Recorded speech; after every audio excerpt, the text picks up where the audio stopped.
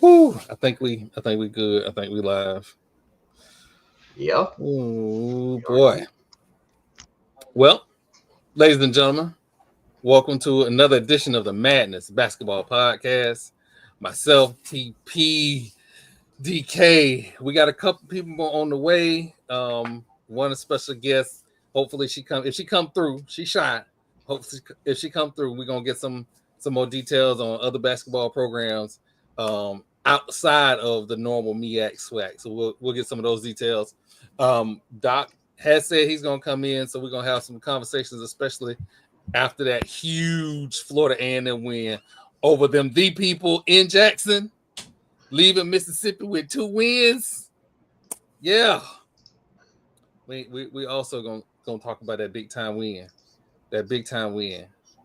by them Florida State Seminoles in North Carolina. Them ladies lit up the place. I'm excited. I'm so excited. But what I want to touch on first, in the middle of the football season was SWAC Media Day. And I got the opportunity to interview a lot of SWAC coaches. But there was a personal coach, or a coach that I felt personally connected to because he's connected to the school, Florida A&M. And not only in that interview, but there was a luncheon after that I got to sit down and talk with him. He made me a believer. And I'm going to let y'all hear that interview real quick. Yeah. What will we learn from your team from the early non-conference season schedule? We're going to compete. We're going to play hard. We're going to play our brand of basketball no matter who we're playing against. We're going to play with confidence. We're going to play together. It's going to be tough. And I think a lot of times when you get shooting and you get a more numbers-based approach, people might think that you might be a little soft. No. We're not going for it. You come to our practice, you think we soft. So the non-conference for us really is about growing as a team. All the road games, being together on the road, building a relationship with your guys. You learn more about your guys on the road than you'll ever will at home, in hotels, film sessions, a one-on-one lunch. So we look forward to building together and putting us in a really good position when it comes to the SWAC.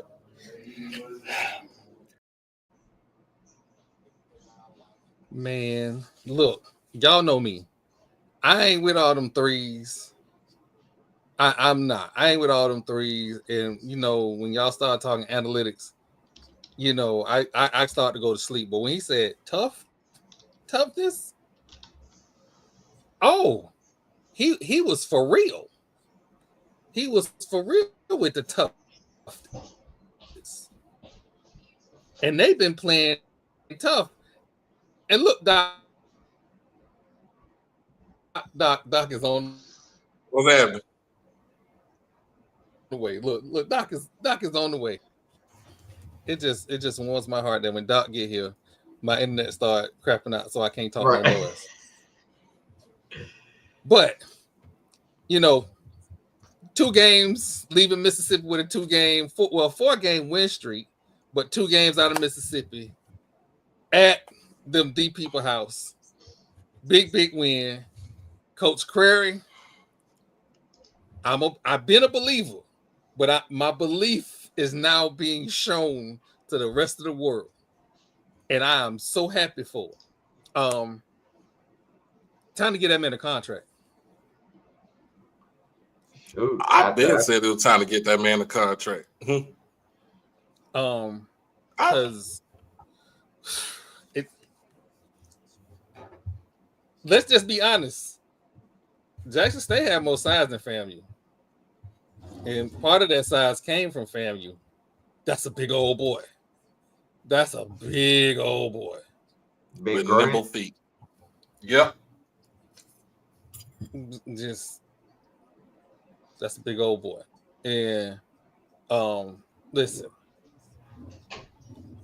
The SWAC basketball, although you see Southern running away with the conference, if you know anything about SWAC basketball, Texas Southern is still in striking distance. That's the team that scared me. Because they got still number 2, right? Yep.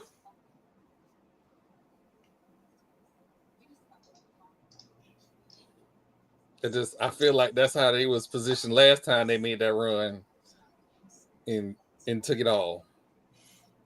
They know what it is. They know what time it is when March come around. It's the Johnny Jones Invitational. For real. For real. Johnny Jones, since he came into the SWAC, since he took over for Mike Davis, that was another coach. That was another coach that used to give a lot of teams in the SWAC fits. Was Mike Davis when he came as the head coach of Texas Southern. It's always been the Texas Southern Invitational. So on the men's side, and then when you think about it on the women's side, it's always the last 5 years it was the Tamika Reed Invitational. Yeah. But she gone over to Charlotte, so I can't, nothing we can do about that. But we balling on both sides. For sure now. It's like I said, it is. Whew, that, to be honest, FAMU needed to see that. FAMU needed to see that, right? And I don't mean like the people who follow basketball. I mean the people in the know. Mm-hmm. The people who was unsure because of the hire, because of the AD, people who were unsure. Because let's keep it a buck, right? The same way you get your flowers, you got to take the criticism. There were some missteps by the last AD that caused some ire. This is one of those steps that have proven to bear fruit. All I'm going to say is this. If you listen to the man's interview, listen to him speak. Listen, he can coach my rec league any day. I will give him a hard 34.5 seconds on the court. The man can coach. Not 34. 0.5. Right. Because at 0.6, I'm going to be calling sub. But no, he is a wonderful coach, and I'm happy. I'm very, very happy. They lead the SWAC in 3-point attempts and 3-point shots made. So he knew what we knew. So when you got a guy like that comes from a Division II school, and he basically does he's playing statistics. He's an analytical guy. He's all analytics. It's basically who can we put that in the terms of the NBA? What, Daryl Morey? Yeah. Daryl Morey. The more threes you make, the more threes you attempt, the more threes you can actually make. The more times you shoot a 3-point shot, less than a 2-point shot. So you put it in a sense like that, and he's an analytical guy. Even though the score did not reflect what it was last night, if those 3-point shots would have failed, they could have put up 100 points on us last night. And he don't have his guys. He just got off the bus. He ain't got his guys yet. No. So, this, like Marlo say, all tides rise, all ships. This helps the SWAC, just like Southern being the way they are right now. It helps them. So, shout out to Coach Crary, man. And I don't know if anybody saw my tweet. I submitted my interview request, so I'm trying to get him on the show. I did say at SWAC Media Day, I'm gonna get you back on the show. I just be waiting for news cycles to flip so I can get people in here. Well, the news cycle to flip. I'm trying to get him in here. I don't speak about them folks down on the bluff like that. I'm gonna talk about them boys down there in Baton Rouge like that. I told you last week. If it ain't the only school I would talk about, that's from BR, is LSU.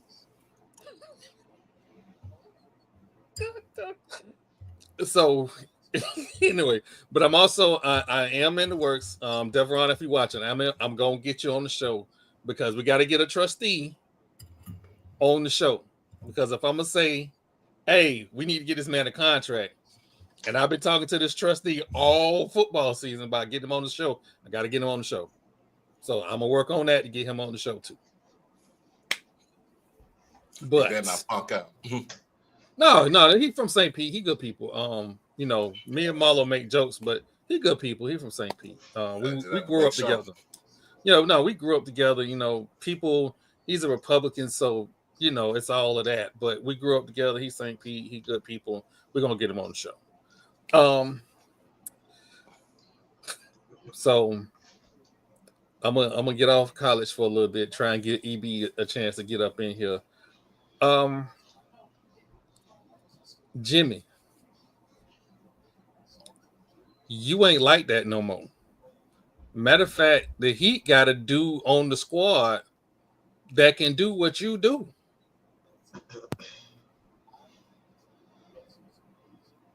He's just a lighter shade, ain't he? Yeah, he just light skinned.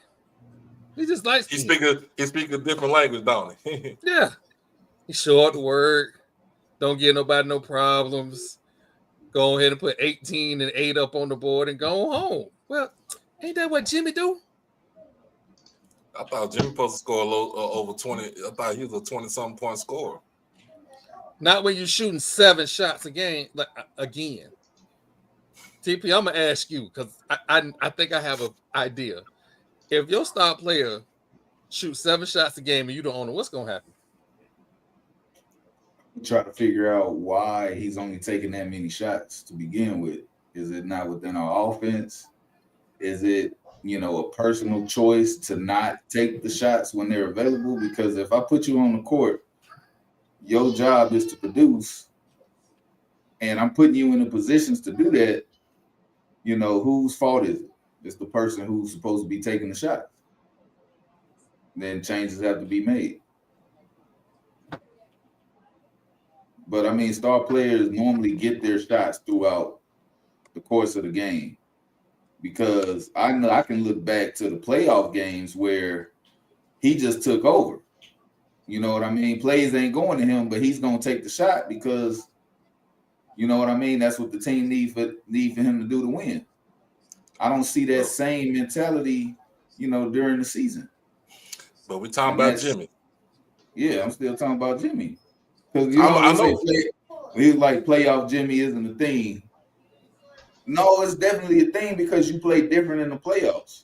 Kobe played the same 82 games and into the playoffs. That's why he's a 5-time champion. How many championships Jimmy Butler got? Don't worry. I'll wait. While you sitting here demanding all this money, what championship have you brought to any team you've been on? Why you want all this money? When you have a contract that still has years on it. Make it make sense.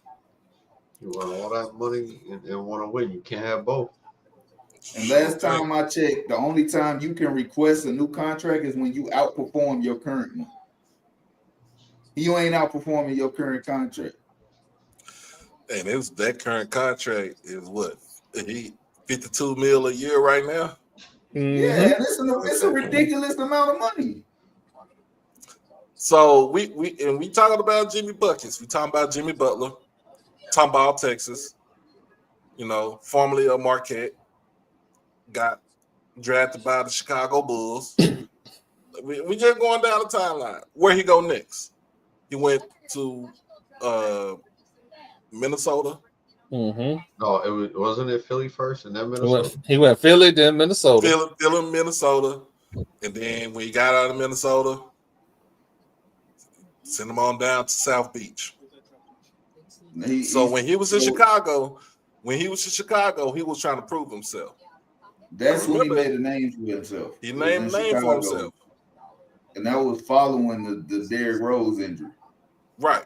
So he pretty much was that hungry to make sure that he get a name for himself.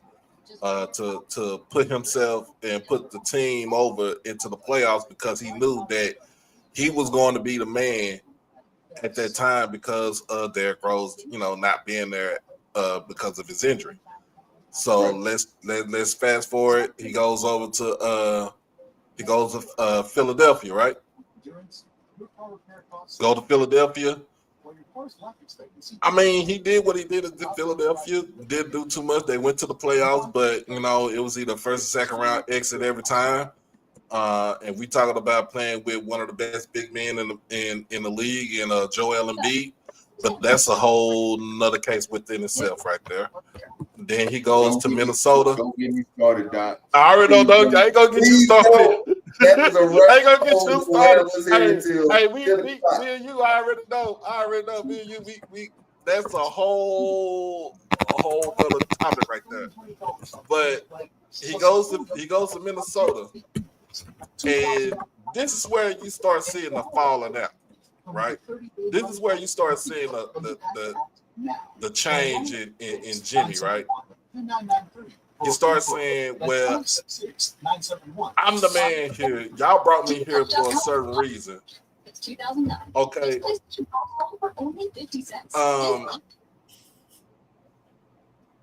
You brought me here for a reason. And I could do with y'all can't do nothing without me. That's where you start seeing that's when you start seeing it kind of he started going from proving himself being tough as nails to start now kind of being a prima donna. You get what I'm saying? Like elite is like LeBron. I don't care what if LeBron got 4 championships in team, in 6 whatever tries, whatever. LeBron got rings. Just like you said. Kobe got rings.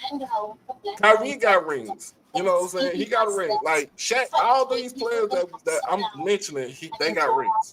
It is such a fantastic and now it's like you down in South Beach. You did get them to the finals twice. Now, I will give you that. But you did not get the ultimate prize. So that's like taking the kids to the ice cream parlor and not buying the ice cream. You're gonna go just look at it and then go home disappointed. You've done it twice. So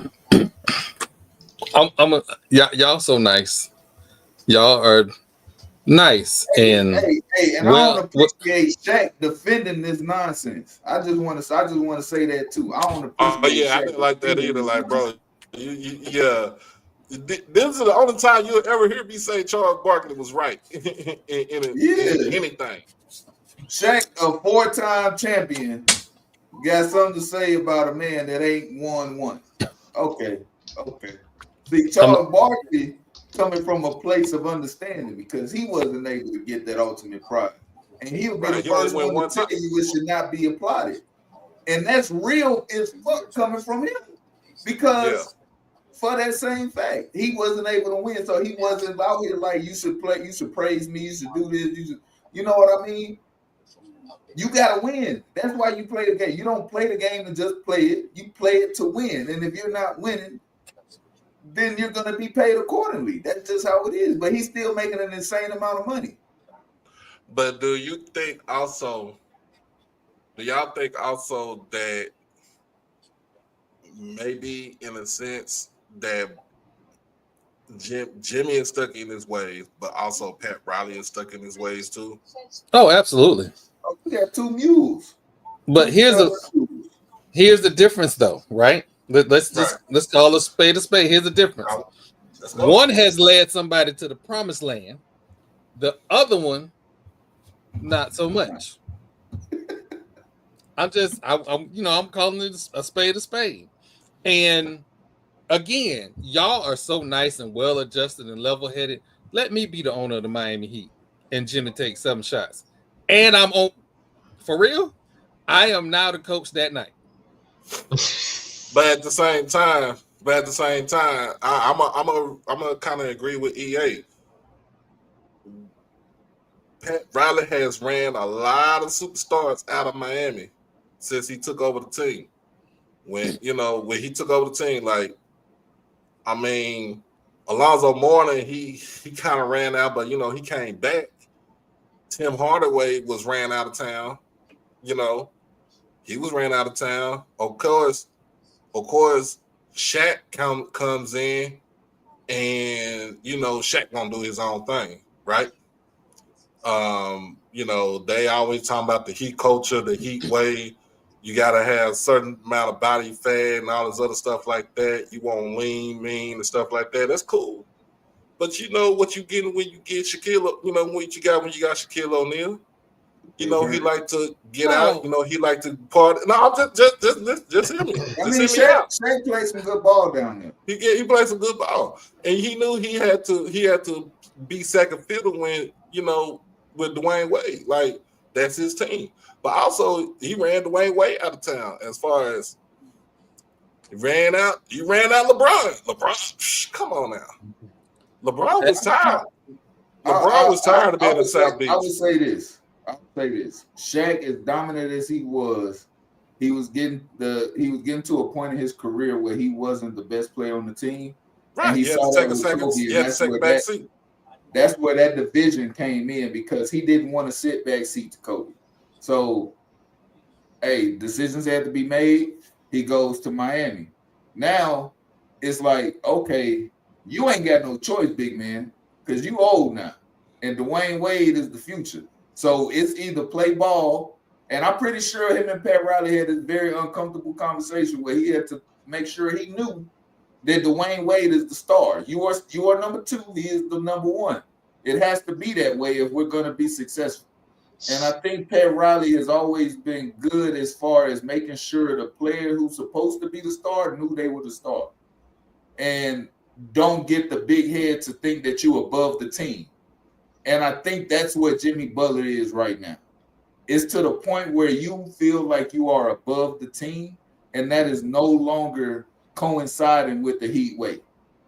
And that's why he's going to have to go. Hold on. DK, go ahead.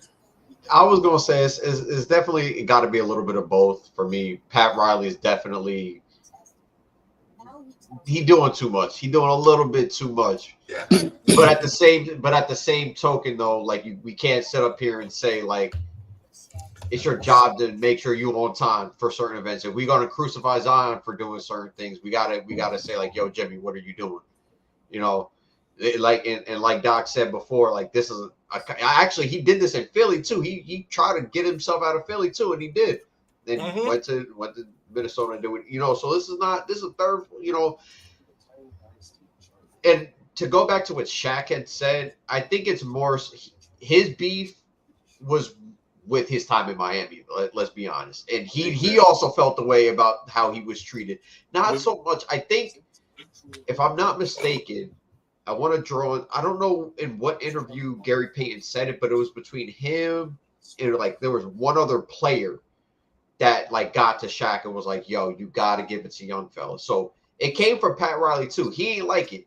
But when, like, the team, the rest of the actual dudes that they played with was like, yo, you gotta give it to young fella. He's got it right now. And he cooked and got them to where he needed to. So, yeah. But Shaq is a little bit right, and it kind of coincides with the things that we know about LeBron and him not really feeling the way that he felt. So Shaq is a little bit right, but at the same time, you can't be like, Jimmy got to play his role too. Like, okay, they're not liking what I'm doing, but I'm still getting paid by the guys. Like, you don't want to like you got to still show up and do your job properly. Clearly, like if you're going to act out and be a certain way, then there's going to be certain things that they're not going to allow you to do, like come late or do certain things that you was doing before. It's not that type of relationship. So if that's the way you're treating it, you have to automatically think that the other side is going to treat it the same way. So you got to be on your P's and Q's. You can hate and do all you can speak out. We have that right. I feel like to an extent we do have that right. So I don't mind him going out and saying the things that or certain things that he's saying, but you have to turn around and do your job, bro. But then too, that wasn't even a Supermax. Was that a Supermax deal that he signed, or was it just a max deal? I believe it was Supermax because he made one of the all-NBA. That's the Supermax, yeah, because it was 50. Okay. So if you're a Supermax player, right? if you a supermax player, excuse my language, act like a fucking supermax player. You know what I'm saying? Like you the one who's supposed to, for the young guys, you the one who's supposed to set the example for your young dudes. If you got to be on time, be on time. If you supposed to make your weight, make your weight. If you supposed to make your body fat count, all that stuff like that. Whatever they do in Miami, you're supposed to do all that. You're supposed to set an example. But at the same time, I'll get that in EA in a second. I'll get to that in a second, EA. Oh, well, I already know about Pat Riley. Yeah. But at the same time, Pat Riley, I think the game is way past your prime, man. And I think for you now, and I think for Mickey Arison now, it's time to get somebody that is more of a players for the players right now, because that's what the NBA is all about now, is player empowerment. It ain't too much on the owners, it ain't too much on the coaches. It's all about the players. I'm gonna say this before you go, Troy. I got one thing. Because I just figured it out.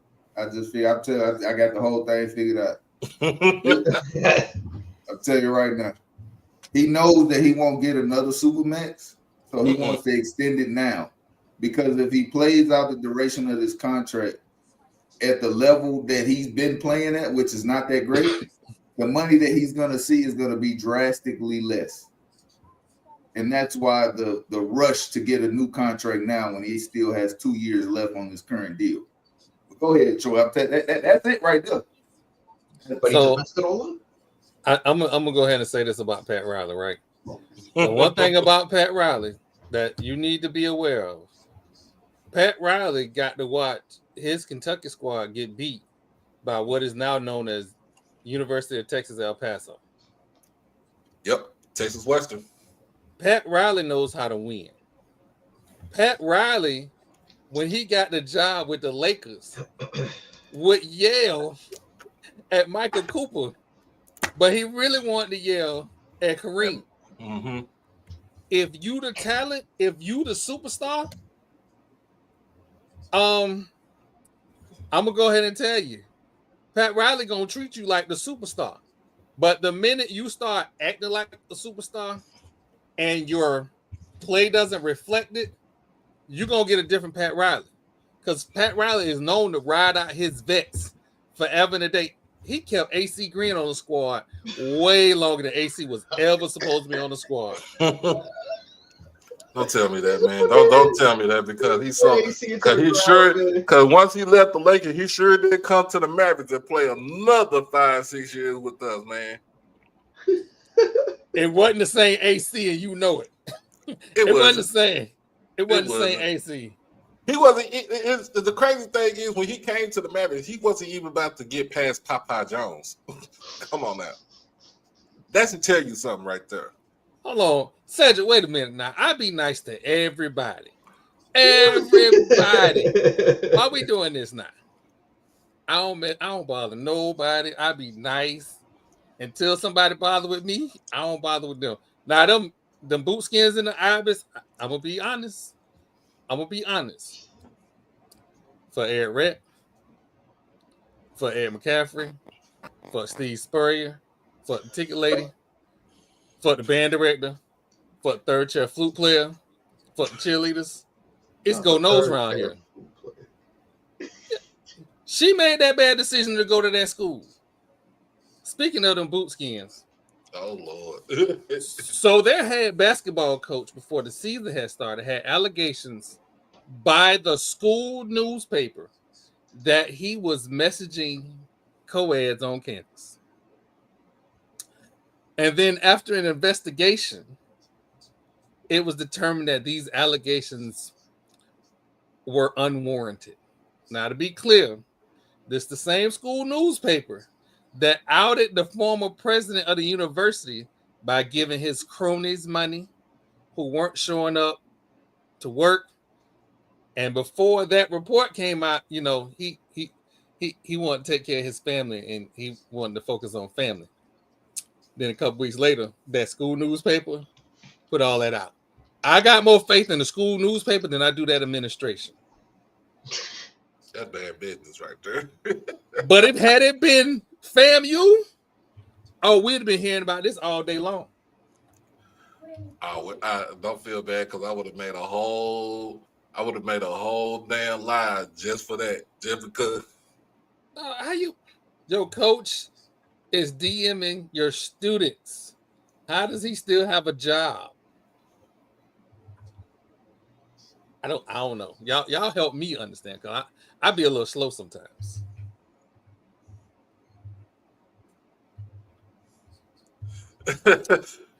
Oh, no. If like it's one dude that is okay, so it's one boot skin that I rock with on Twitter.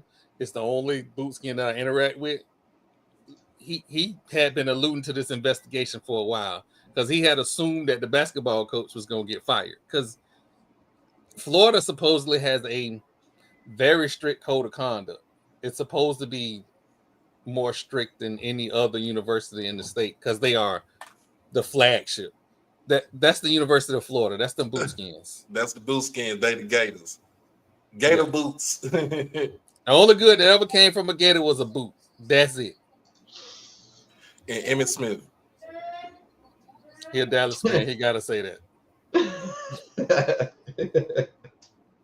But I just it's wild. Like to act like that didn't even happen. That's so wild to me. Like, oh, so we just gonna act like y'all ain't just push this under the rug.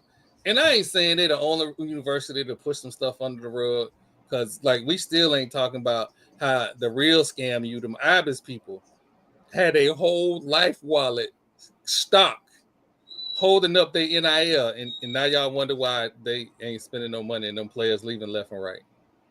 You know, any day I can take a shot at the boot skins and the IBIS people is a good day. Well, the IBIS people having a known Ponzi schemer. That went how you get caught with a Ponzi scheme of money, and he went to USF. Damn. I'm sorry. You know what? I'm gonna be better. So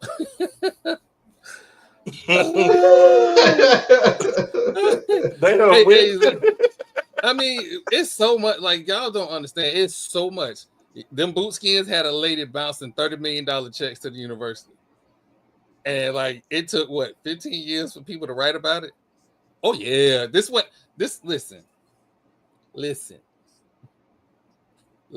Linda. Them boot skins was Florida. Out here, only in Gainesville and Coral Gables. Them boot skins was out here, but they had a nerve to holler flagship. I just, whatever. But I'm gonna leave that alone. Dude, he still got a job. Oh, he got fired. He got fired. He still got a job. He's still the head men's basketball coach. They know what. Are they number 4 in the nation? I'm convinced it's corruption in almost all those schools in Florida at this point. Like, it's all the way down to what was going on at FAMU early last year. Yeah. The boot skins number 5. They number 5. Like Miami with the Ponzi schemes. You got Florida State with NIL abuse or whatever you want to call it, misappropriating funds. Florida, FAMU, fucking FAMU with the false 237 million. 237 million. Yeah, that team, that school in Daytona. Like they get all the facilities don't show it. Like I don't know what's going on with the schools in Florida, but fix it. ATP. Tell me am I wrong, man. Tell me am I wrong, Doc. You ain't wrong. You ain't wrong. Well, you know what? We're not finna do scandal for scandal because Texas got it way better than us. People. I don't even care about them folks that look. Hey, we got oil money. At least ours legit. But so some other news that came out, HBCU basketball. So Norfolk State's women's basketball team had to move their game time because ESPNU was going to show the men. So let me go ahead and for some transparency. That was transparency. Bogus as hell. I'm a Diamond fan, so I ain't gonna rock with that whole decision from jump. But I'm gonna try and be fair-minded. You gonna be civil today? Right. I'm gonna try. I'm about to say where Marlo at. I'm gonna try. So Norfolk State has a nice men's basketball team. Don't I'm not taking nothing from them. But let's be honest. Of all of college HBCU basketball, Norfolk State is the standard bearer. I talk about Diamond all the time. They got a full team. Yeah. What's going on, Tony? Yeah. Who's running? Did I lose? I might have lost connection. Okay. Okay. Who's running ESPN's content direct or content division to say, you know what? That diamond in the rough over there, we're gonna pass them up for the men. A man? No, man. No, for the men, Norfolk State men. Man. Well, yeah, you know what? You're right. You 100% right. You right. Like, a white man did that for just because. Like, man.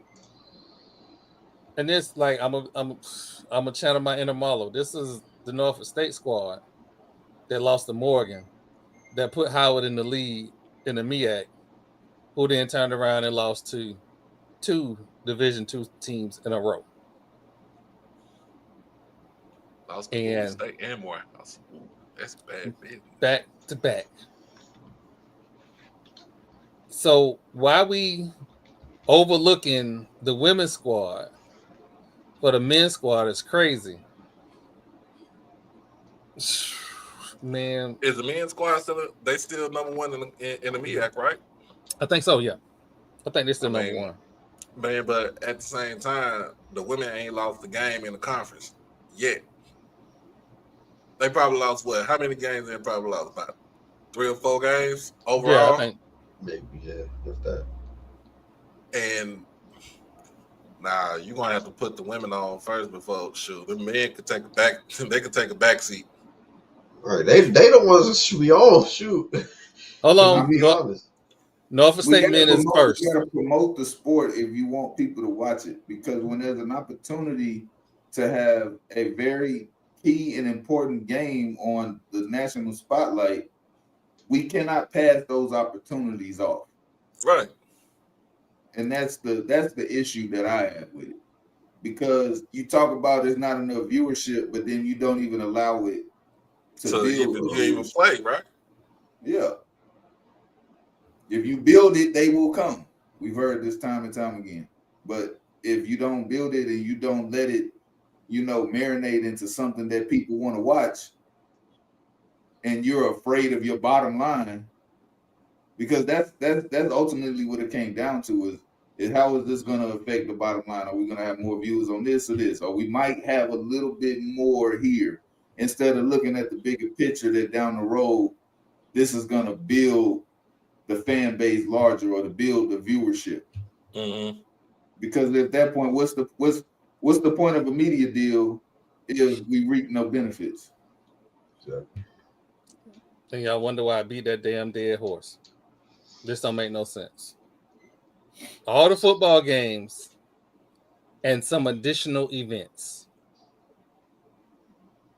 I'm gonna need you to give my people their money and put them on TV,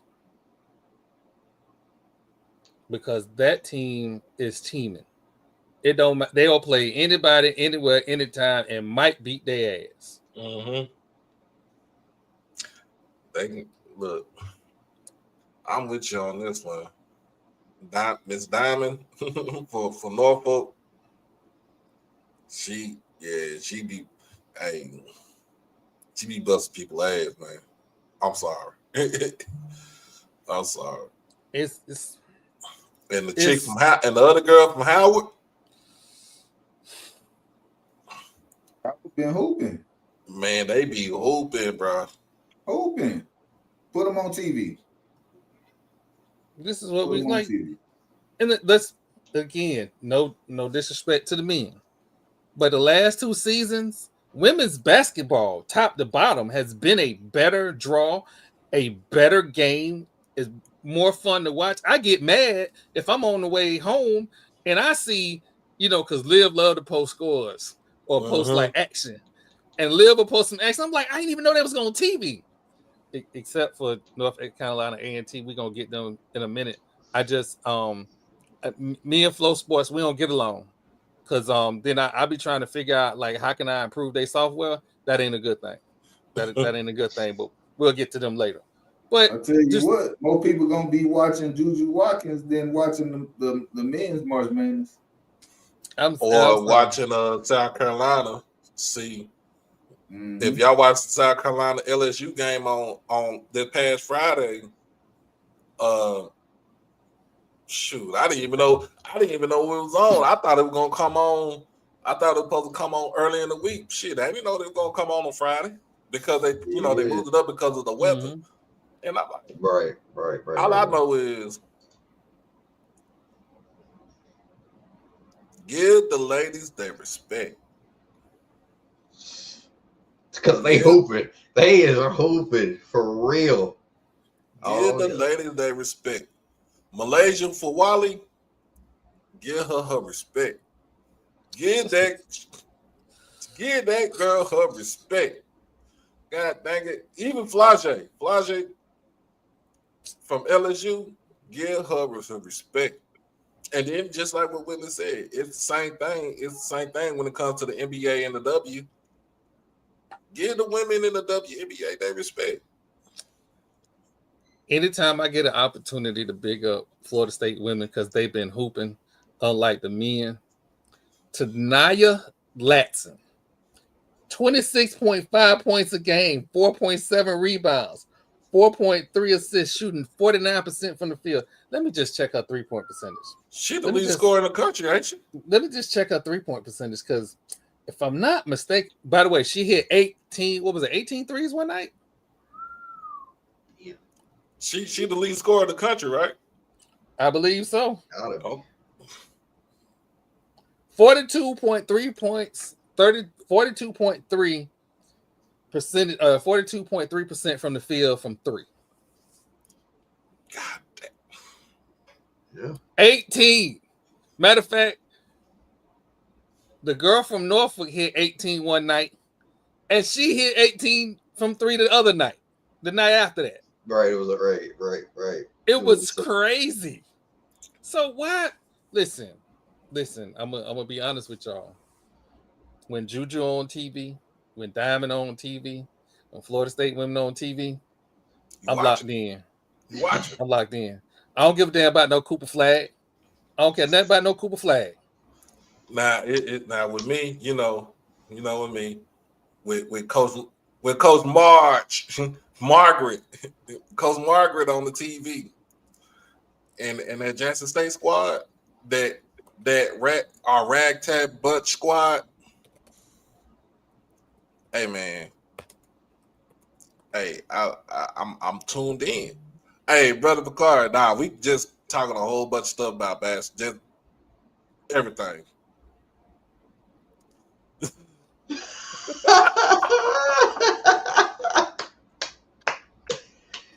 Yeah. This Yo. That's I'm right with BBS too. Yo. Brother Picard. Yes, sir. Yeah, again, for those who don't know, like I'm a Seminole, Marlo is from FAMU. The reason that I got to Florida State is because Marlo packed up all my stuff in his car, drove me to Tallahassee, dropped me off one day at FAMU building. I said, I'll come back. I went over to Florida State. and that's how I enrolled at Florida State. Like literally 1 day process. So, but to be clear, I was a janitor at FAMU. You can't tell me nothing else about FAMU. He was getting Anybody paid for FAMU. for real? $15 in was 95, 96 an hour? I was balling. I was just listen. We used to have something. See, I'm about to tell a story. Marlo ain't gonna tell the story. They used to have something in Tallahassee called the Ash of the Classic. If you from the 90s in Tallahassee, you know. This was a party they had at the Armory. You bring your own alcohol. Me and Marlo took our financial aid net checks and went and bought a case of Moet. Yo. Give kids no type of money, bro. Yo. Boy, listen. I spent so much time on the hill. Woo, if you ever catch me talking about Florida State recruiting, I say the same thing. You need to do what Bobby did on Friday. If that recruit ain't on the set on Friday, we ain't gonna get him. We lost him. He lost. It don't matter if he white, black, Puerto Rican, or Haitian. If you take him to the set, he gonna sign. I promise you.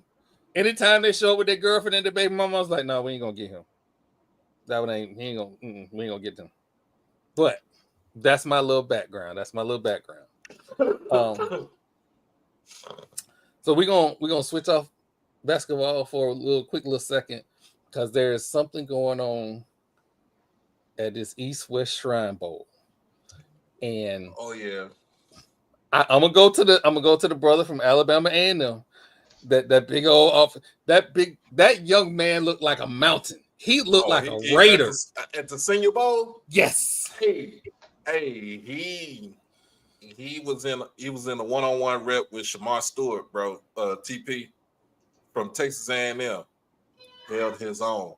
Them feet was moving, bro. The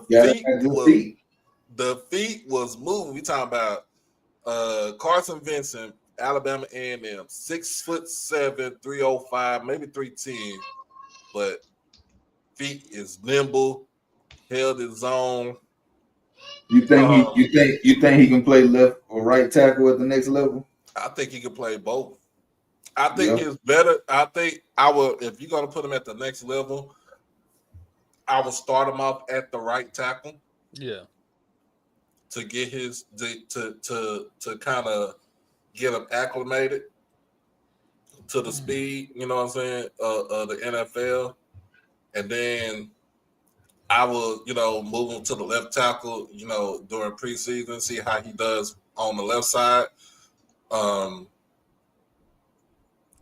So to me, I just think that he's all around, like, he's strong, and he's also strong enough to play guard, but I wouldn't put him at guard because of his frame. Because he has like almost almost has a basketball frame. He got the long arms. Mm-hmm. He's wiry. You know what I mean? But he got strength on him. He girth. But yeah, Whitley, he's been holding his own at the Senior Bowl. Now that Shrine Bowl right now, I heard Jimmy Horn is out there embarrassing people. I heard he is absolutely cooking every DB they put on him. This is good news for his draft stock. Keep it up, young man. But yeah, you know what? No, we gonna do it for the clicks. I'm gonna say it. That Sanders boy. Everybody been talking about the Sanders boy getting cooked, but I'm seeing him in one-on-one drills like he is a corner. He is not. He's not. He's a 22. He's a hybrid safety. Mm-hmm. I will put him more at strong safety than at free safety because he's gonna have to put some weight on him. Now I've seen a little bit what he can do. Now, if he get his hand, my whole thing is if he gets his hands on you, he can't jam you at the line. Yeah. But it's all about that. It's all about his release. You better have a safety over top. I'm telling you right now, because once they buy him, he's cooked. But if I was interested in drafting him, I would have him watching film on 3 particular safeties in the NFL right now.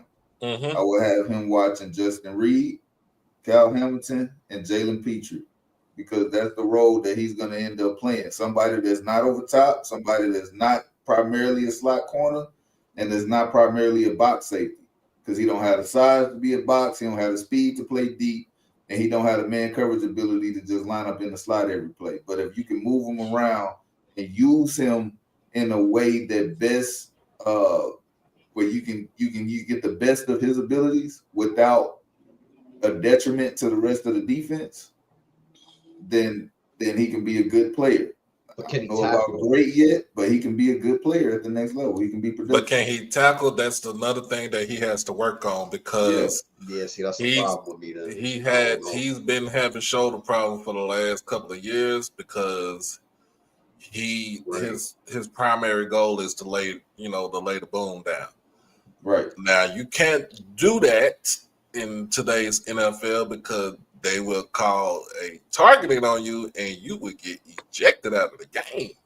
I would take a player that can get somebody to the ground over somebody that's just out here to knock heads off, because you're gonna end up costing us 15. You're gonna do more damage than good trying to knock somebody's head off.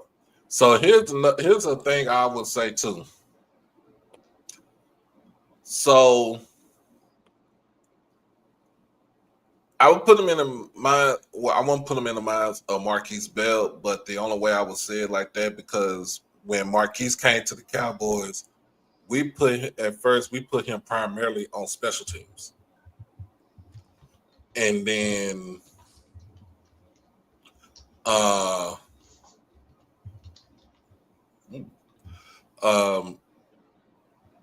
he got his chance as a weak side linebacker, strong safety hybrid. So with Shiloh, I'm going to start you off in special teams. Yeah. You can make a seriously. You can really make Ryan a career Clark out of special teams. But yeah, Ryan Clark can actually tackle though. I actually like how the Cowboys use Marquise Bell. That set home with me, because that's the position I played. We call it a rover, and that's what he played. He never dropped deep. He's either inside or he'll line up outside, like outside linebacker / nickelback. You have to be able to do both, because if they go to a strong set, and once you line up on that weak side and it's a tight end and you over there, now you got to cover the tight end, or you covering running backs out the backfield. But that's a rover. You're not big enough to be an actual linebacker. You're not fast enough to be a DB. That was me. Man, I remember this one dude that played rover.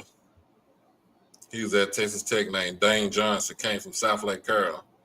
He was a quarterback at the time, and he was also the kicker, but he also played safety at Carroll. But when he got to Tech, they were trying to. I remember Coach Dykes was trying to put him at at free safety, and it was the first 2 games he got cooked, and then next thing you know, Coach Dykes was like, "Nah, we're not putting you at free safety. We're gonna put you at that Raider position, the rover position. That's what they call it, the Raider position." All you see was a white boy with long blonde locks coming out of his helmet, just knocking everybody to the fucking ground. You know what? We gonna. I don't even want to talk about that. Yeah, I'm pissed off about that. We gonna save some of save some of this for a little later on Thursday podcast. We got some stuff to talk about, but I got to be honest with y'all. Like if you know my fandom, the Aces is my squad, because silver and black is silver and black. But I'm gonna need y'all to hear me out.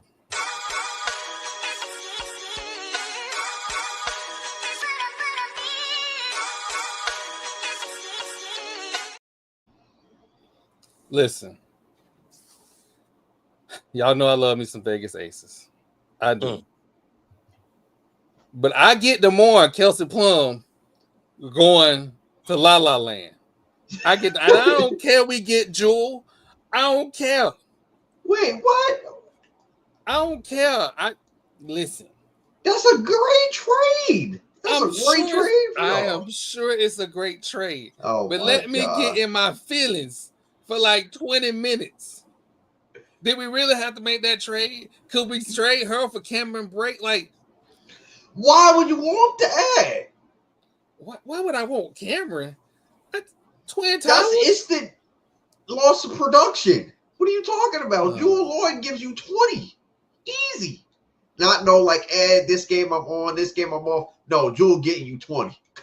She giving you 20 for sure. That, like, come on, man. That duo is gonna be insane. Long as we get back to the chip,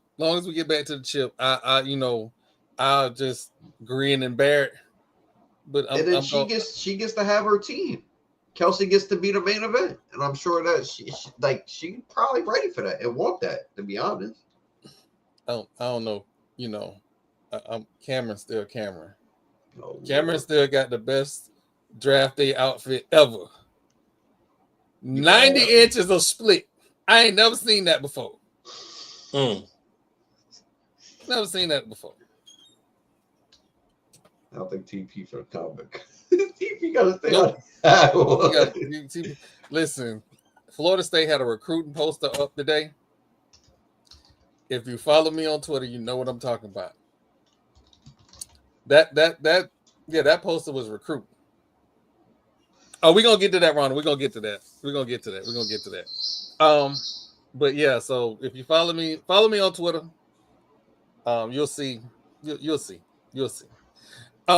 So also breaking news. That was the breaking news I was getting ready to talk about. Ronald posted in the chat. Brittany Griner's going to the Atlanta Dream.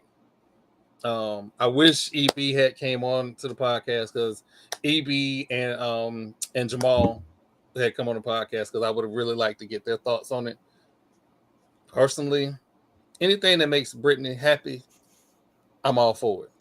This will be the first time she will not be in Phoenix for her whole career. For real. Yeah. 10 years, 11 seasons. 11 seasons. Yeah.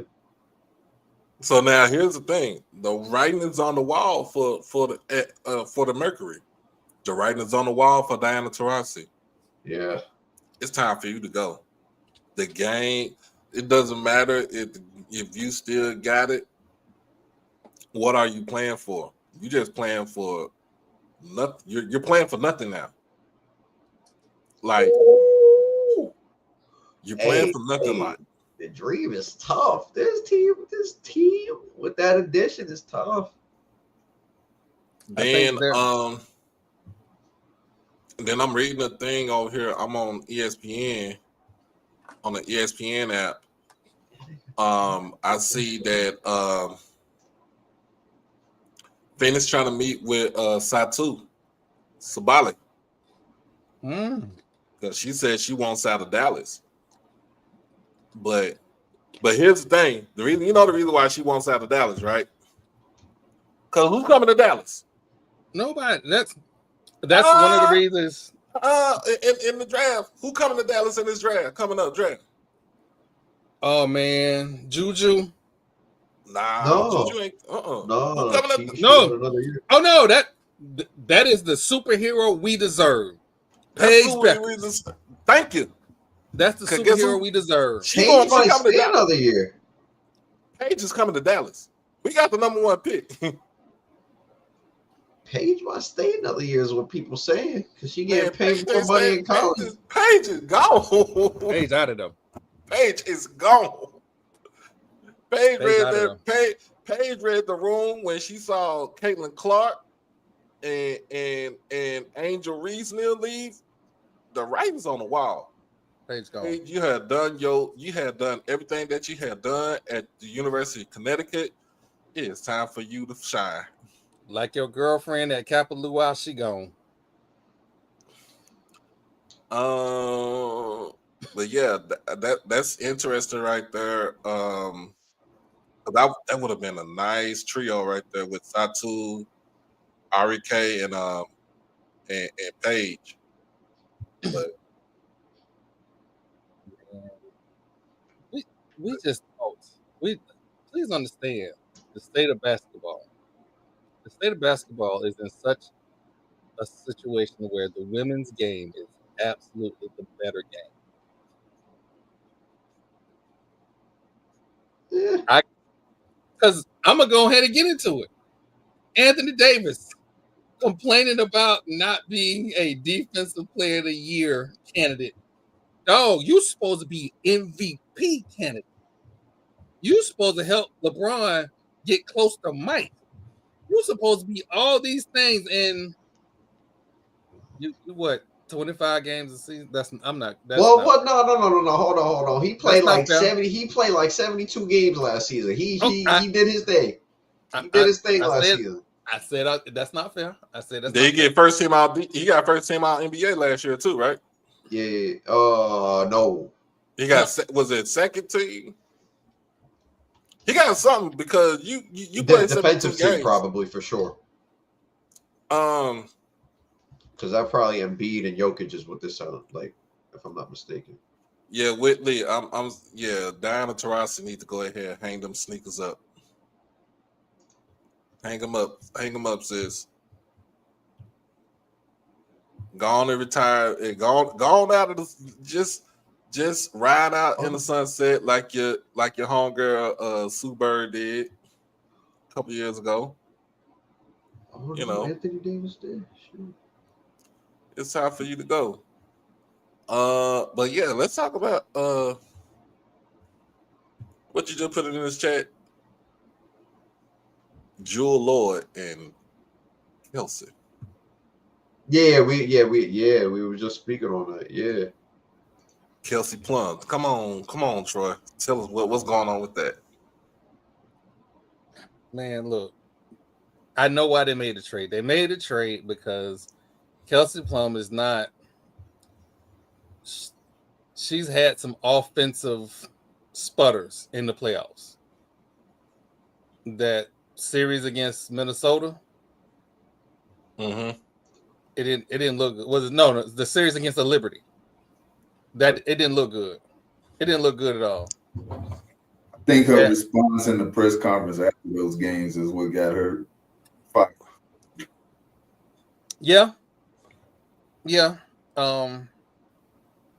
And let's be honest, the young goat need running mates because when she get double teamed, y'all got to make open shots, and it can't be all one lady an entire playoff series.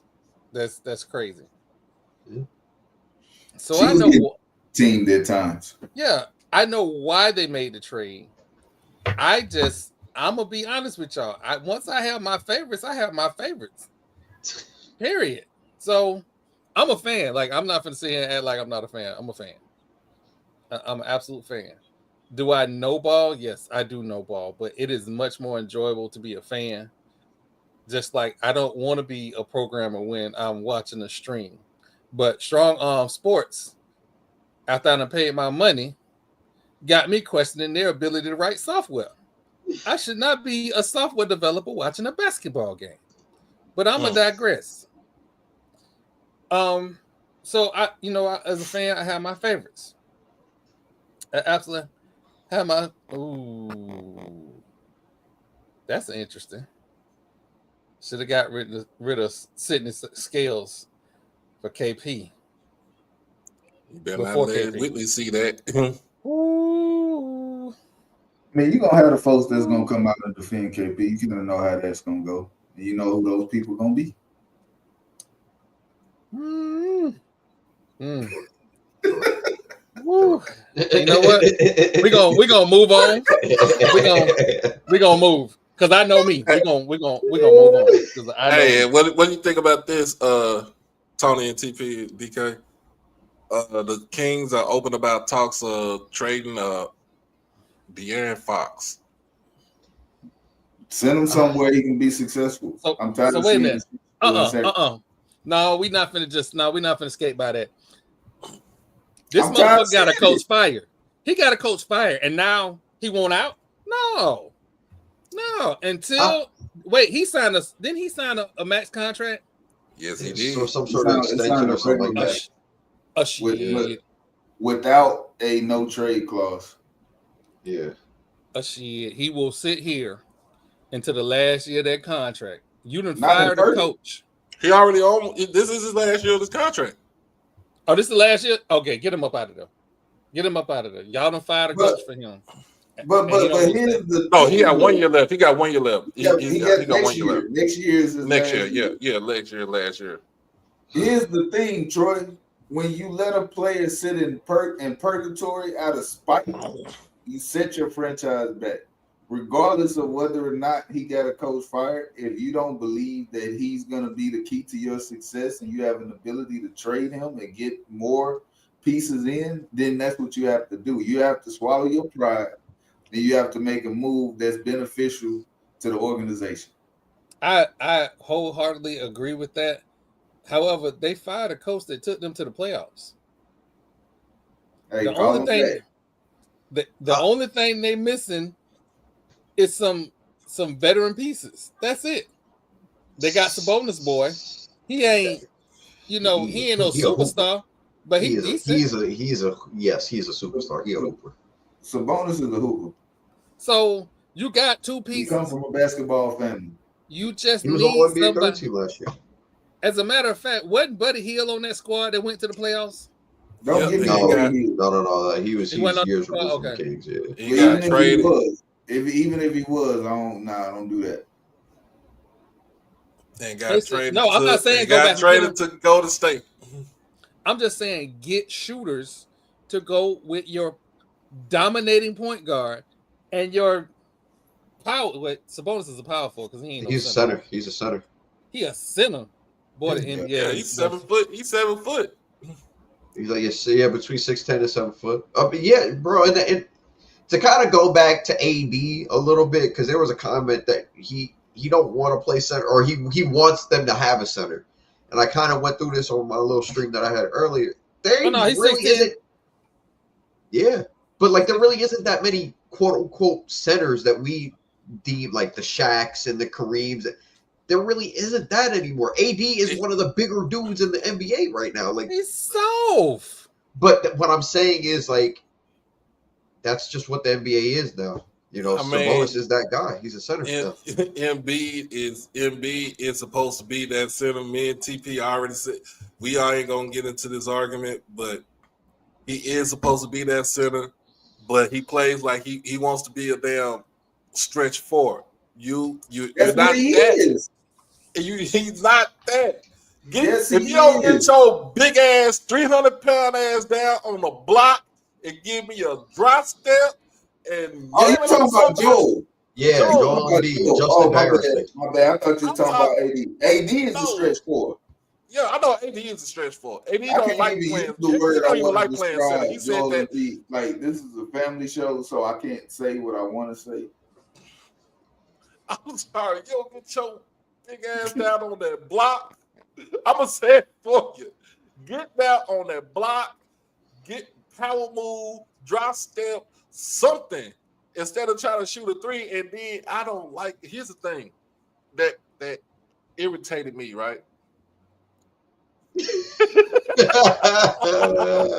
the thing that irritated me, right? I don't like the fact that you're telling the organization, I'm not playing back-to-backs. I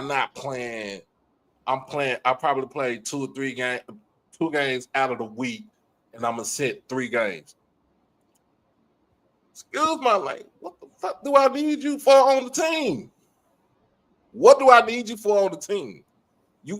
First of all, you eat up my salary cap. Because that's what you're really doing. And I could get me a capable big man that wants to play, 4 out of 5 games, whatever, in the road games and stuff like that. I'm sorry. I'm sorry.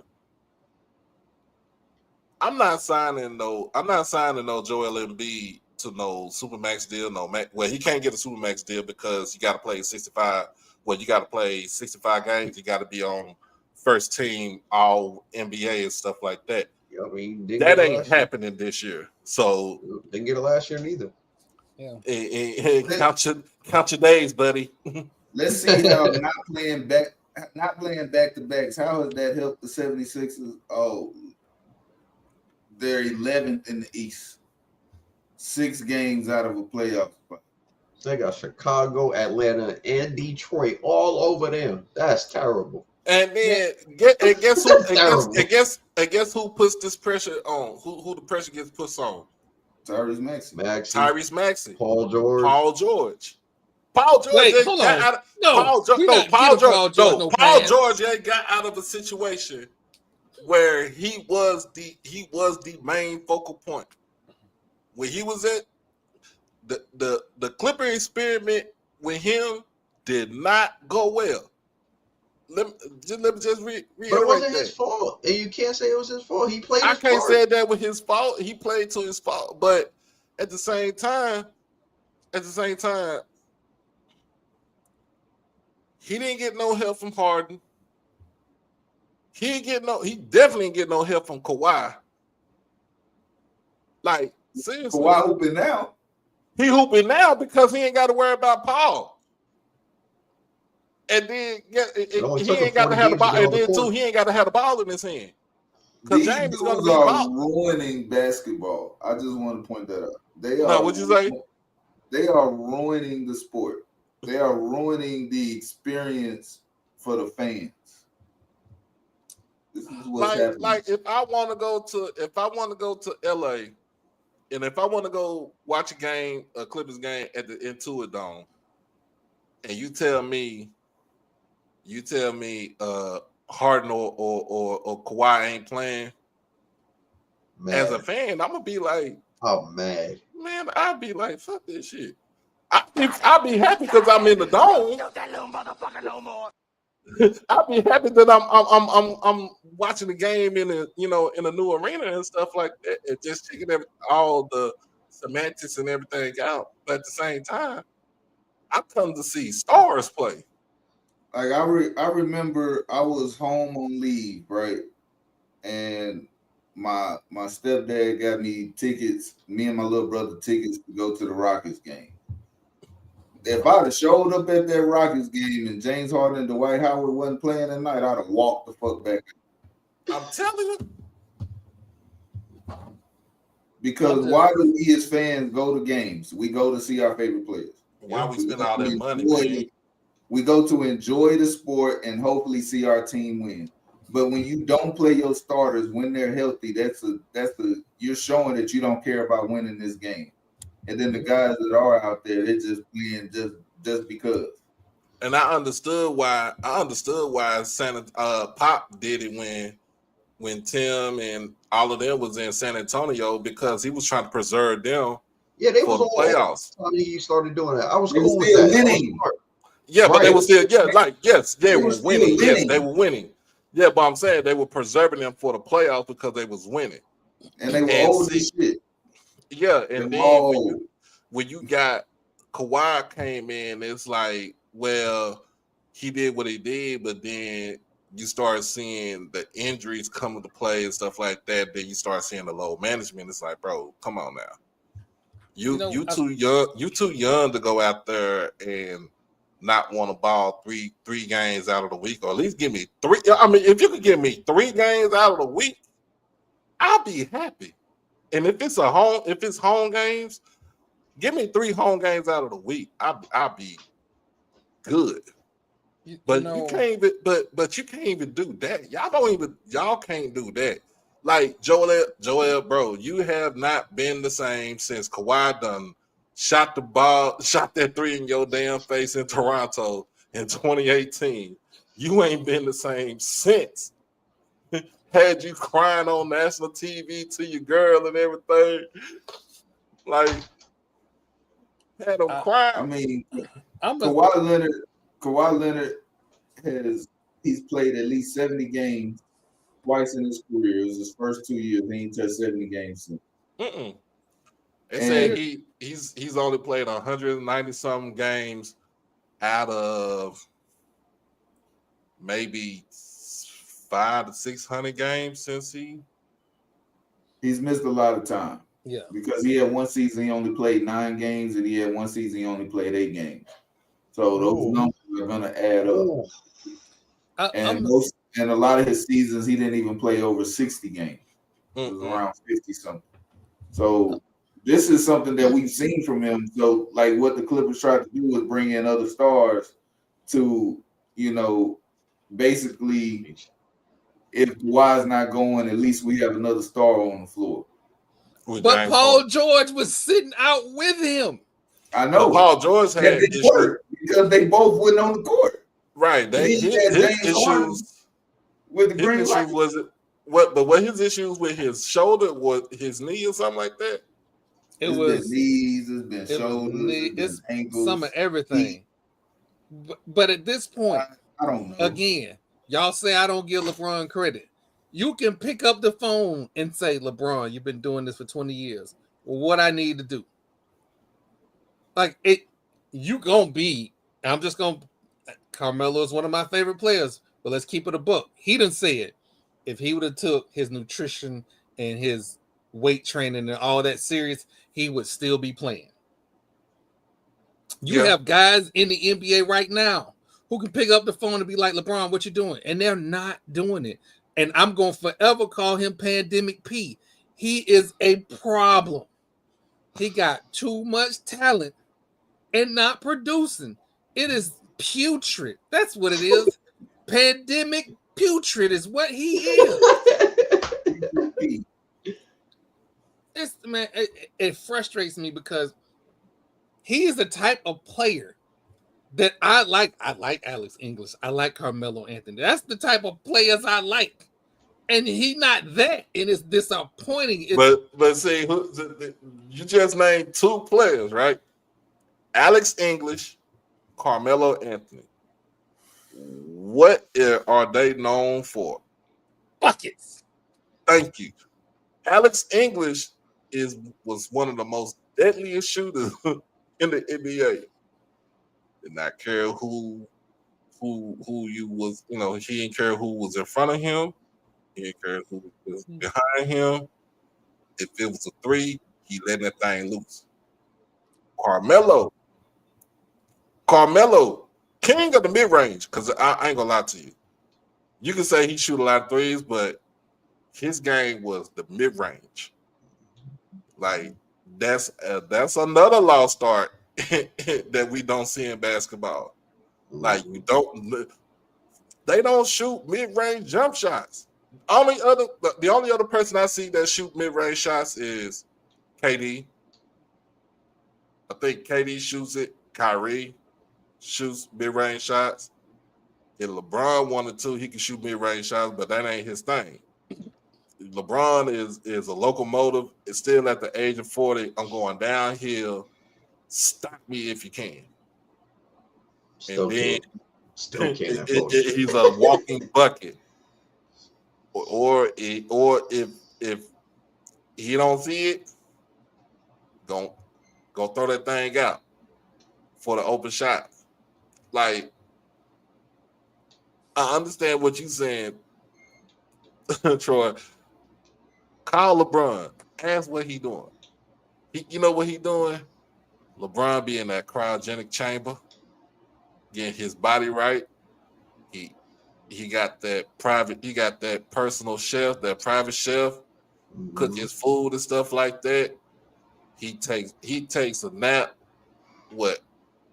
He takes a nap 2 hours before it's time for him to go to the arena. When he gets into the arena, he start getting his body warmed up, getting right. Nobody sees that other than LeBron's teammates, and then of course his kids, and Savannah. But nobody else sees that, and then nobody else asks him, like, dude, what do you do? Like, it for like players like that, like Jerry Rice. Out of the 22 seasons Jerry Rice played, He only had one season that he missed. And that's where remember he tore his knee up, right? Mm-hmm. He tore his knee up. But guess who was right behind him? A man named Terrell Owens. Oh Lord. Pretty much damn near followed the same damn regiment that Jerry Rice was doing. That heel. Yeah, he was following the same regimen. Like, and then you think about T.O. T.O. was probably he was a bionic man. He looked like he could play now. He could still play now. Like for real. And he close to 50. Like when you start thinking about it, like why don't these young dudes ask the older guys, how do you keep yourself in shape to play for a very, very long time? You know the answer to that. You already know the answer to that. Lazy. It's just like with your kids. They think they know everything. Yeah. You can't tell them nothing. See that should go to somebody like yeah, I'm about to step on a whole bunch of toes. Zion. Tubby. Understand this? So yes, you in New Orleans. You're in New Orleans. You're in the Big Easy. Of course, you're gonna have all that good food and stuff out there. Of course, you got Mardi Gras that's get ready to start up, and that started up already. You got all this stuff, got all the distraction. But dude, what is you doing? You have not played. He been in the NBA how long? He been in the NBA since 2019? Going on, yes.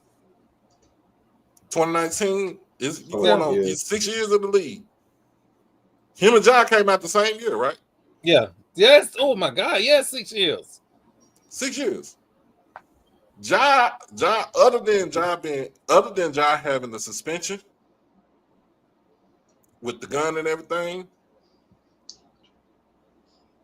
and then he was injured he was injured last year, right? Yeah. He was injured last year. But other than that, Ja has played in every game for the Grizzlies. And every time he played, he don't disappoint. I mean, like, dude, you got to take care of yourself because now you want that. Zion, he's on a max. He on a max deal, right? No. He's not on a max. Be on no, he's not on his rookie deal. He is on a. He's on a. Is he? He's not on a max deal. He's on a max deal. Yeah, he's on a max. He's on a max deal. But his max deal is weird because he has a lot of provisions and clauses in it. He got an NFL contract. It's crazy. Because we talked about it on here that he had like an NFL style contract, weigh-ins and all that kind of crap. Oh wait, no. I think they might have rescinded those clauses in there. I'll have to check it again. But I believe he initially had those clauses and then they rescinded them because people like me jump right on it.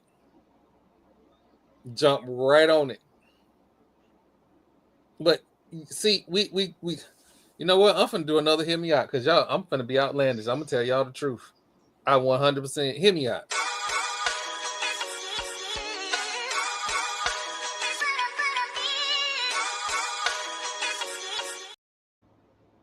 You know what? You know what to stop all this problem? Instead of chasing them porn stars, he could have took his behind down to Greensboro. He could have took his behind over to NCCU. He could have went to Johnson Smith. Yeah, all these places he could go to find him a good, wholesome woman. But you want to chase behind these OnlyFans models?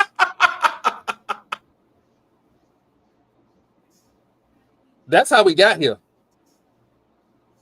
All your business in the street.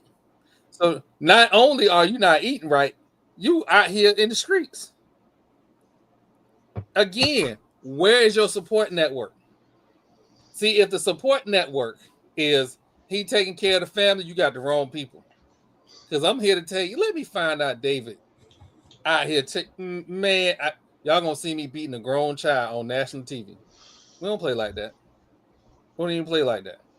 We take care of our kids. We make sure they don't fall in the pitfalls.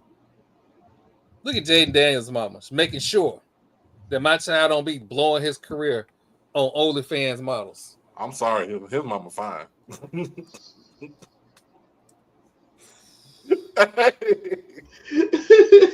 His mama fine, but she don't play that shit though. I'm gonna say this since we're talking about fine mamas. I don't want to see, and Taylor Swift has made me a lot of money. Don't get me wrong. I don't need to see Taylor Swift mama on Taylor Swift on TV no more. I need to see Xavier Worthy mama on TV. That's what we need to see on TV. She fine too. Yo, I thought the funniest part of that the post game was when Travis Kelce and Taylor Swift were walking and they saw some fans and then she introduced herself like they didn't know who she was. We know like, where's Xavier Worthy mama? So, you know what? I want to TP, like it's been eating at me since they made the announcement. And I gotta keep it a buck, right? I gotta be fair. If I'm gonna call North Carolina the AARP Heels, my Raiders gotta be the old ass Raiders. Why are we pulling Pete Carroll out of the nursing home? Because I know what's next. Neighbor Lady is next. No, that's never gonna happen. If Neighbor Lady show up at Russell Wilson is the reason Pete Carroll wasn't coaching anymore in Seattle. Why would he bring him to Las Vegas? Yeah, that would be a dumb move right there. He's literally the reason why Pete Carroll had to step upstairs. From your lips to God's ear, I have seen what God has done for other people. Please make sure my quarterback is not neighborlated. That's all I ask. No, you ain't got to worry. He's unlimited.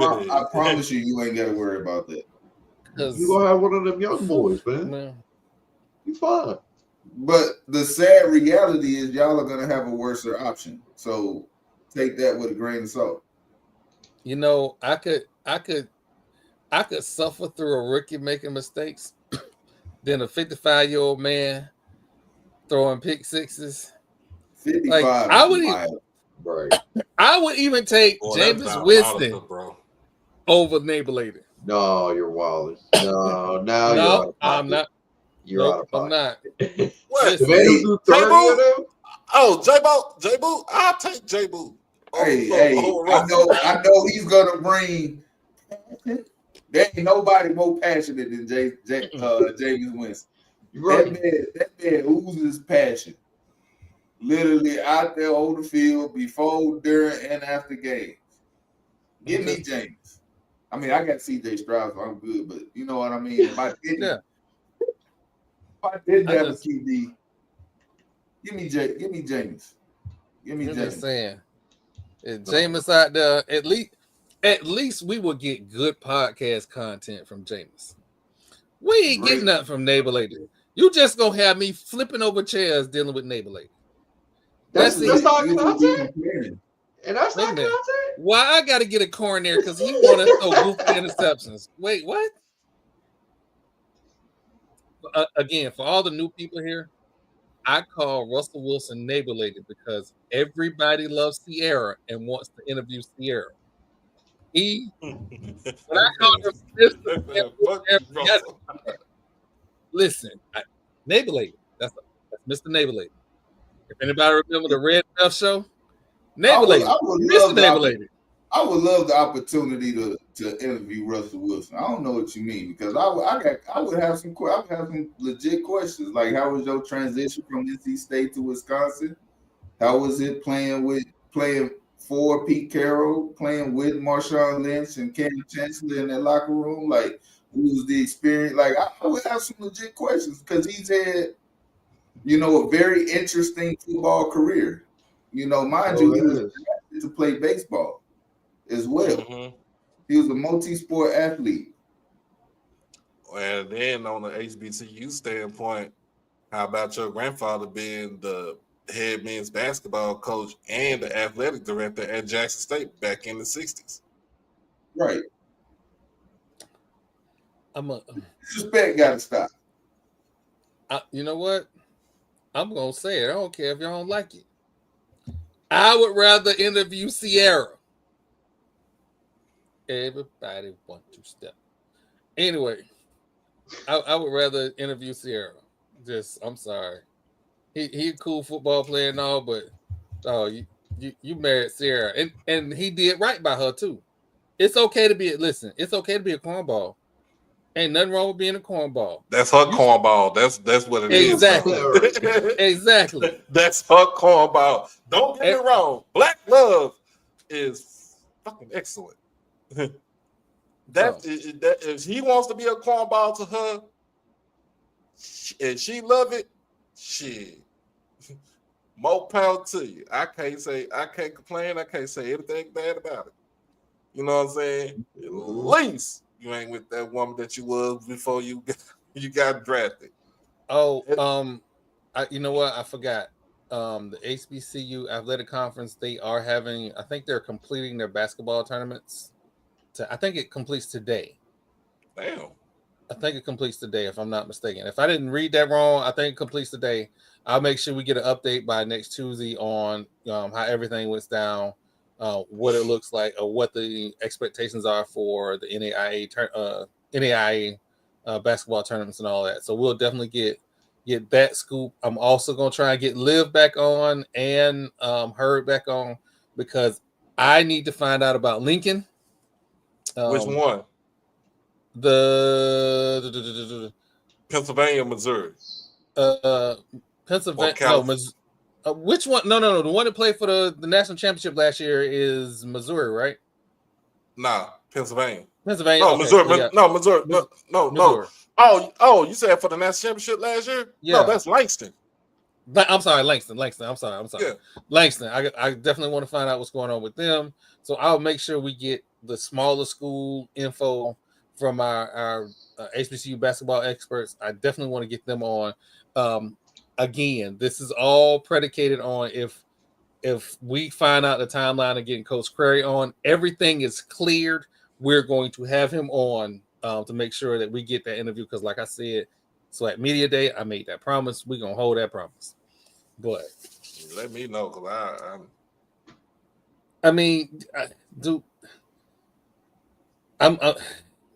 so I'm not speculating. I don't know nothing. I am 100% sure there are mid-major ADs watching a close eye on what he's doing. As a graduate of a PWI, they do nothing more than go, I need the next best thing as soon as I get an opportunity. And a young coach who has elevated his way up and is making headway, them be the first ones they be looking at. Yeah. Sometimes they make a mistake, like Norval. But a lot of times it's a good hire. Definitely a good hire. Hey, TP. I mean, tell you, we're going to be out your way in October the 25th. Are you coming to Vegas? Yeah, Jackson State playing Grambling at Allegiant Field, Allegiant Stadium. It's already been confirmed. Oh, yeah, It sounds like we need media credentials. Listen, I'm gonna reach out. AD Jerome, SID Jerome, I will be reaching out. Y'all know I don't have no problem filling out a form, sending this is what I do. Hey man, I tell you what, regardless, I'll be there. So I know my folks already done got something trying to get their rooms booked. I'm looking at them like, "Woo, y'all ain't wasting no time." Right, like shoot, we got like 10 months. Shoot. Nah, you don't know my folks like that. My folks like shit. If it's a game, if it's a Jackson game, so what you say? What you say, Troy? Them deep people gonna be out there, right? Yeah, them deep people be out there. Them deep people be out there. We gonna be out there. You can say them deep people catfish suck, and your timeline gonna explode. What you say about our catfish? Exactly. Why we disrespect? What did the catfish do to you? I'm just using it as an example. Them deep people. Oh my God! What you say about our catfish, cuz? I still like Jeffy. Like Jeffy whole life exploded over a poll about football stadiums. Oh man.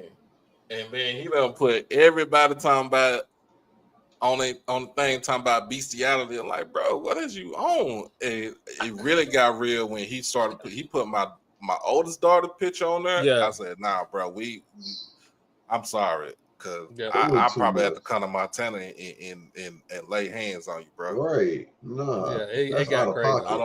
I don't do my child. I don't care if she is grown. Still, that's still my child. Right. So, but yeah, he lost his whole marbles. Jackson State ain't better than Montana. The proof is in the pudding. I'm just gonna point this out. In November, football games, I ain't going to Montana under no circumstances. You know what? Let's just go ahead and eliminate this. Unless it's the beginning of the season, and I got a reason to go. Unless you in North Dakota State and got a dome, I ain't going. And that'll be like I need Blue to explain to me what's what before I even think. Blue and FCS Nation Radio. I need them, Kev. I need them to explain to me what's what before I go up there because it be cold up there. And I know it's some mooses and animals that can go on the grill up there. The game one already on my ass because I done shot somebody animal trying to get me some ribs. So I already know what the deal is. I'm trying to make sure I get through all of this new. Jake Paul and his brother, man. Oh yeah, the reality series. Yep. So they're gonna be fighting one day. I don't know. I forget the day that they said, but you know what, TP? I ain't did this in a while. I ain't did this in a while.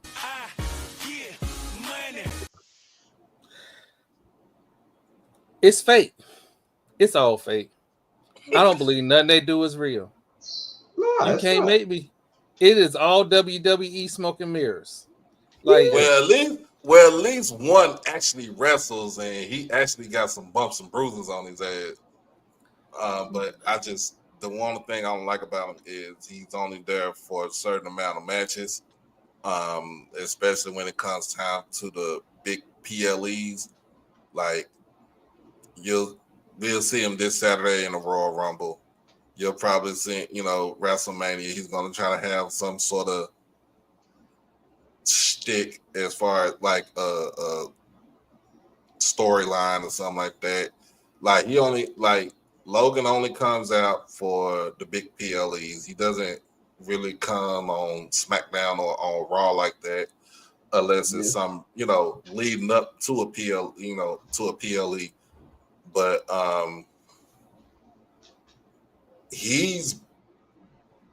Logan is actually he's athletic. He's athletic. He's talented. I will give him that. But I'm over it. I'm just over it. Like, if get into a fight, a real fight with a real boxer or a real MMA currently, not no retired dude, not no 55-year-olds, get in the ring with. You know what? TP, I know who they should fight. I don't want to talk about when you said the Mike Tyson. He was restricted from trying to kill Jake Paul. I know. That he wanted that money. He was restricted because I don't give a damn. You know you Iron Mike Tyson. Iron Mike. This motherfucker. The baddest motherfucker on the planet. Right? Your job is to go out there is to seek, destroy, annihilate. Mm-hmm. You had that he dangled that contract on top of your head, and it was like for nothing. Like seriously, that what made me that is what made me upset, because like if this was the true Mike Tyson, this motherfucker would be biting ears and all type of shit, everything. Like seriously, I want him to fight a real MMA guy. What's the dude out of Vegas? I can't think his name. He always gets suspended. What the heck is his name? Not John Bone, not John Bone Jones. Fight him right now. He killed right him. now. John Right now. him. Fight him right now. What's the deal about Canelo coming? And then he gonna hit you with the trunk. I mean, that's a fair fight because actually they both be on they both be on that stuff, so that'd be fair I'm fight. taking John Bones, and I think so. I think that's happening, Doc. I think that's happening. I think the Canelo. I forget dude's name, but the Canelo fight, yeah. Terrence.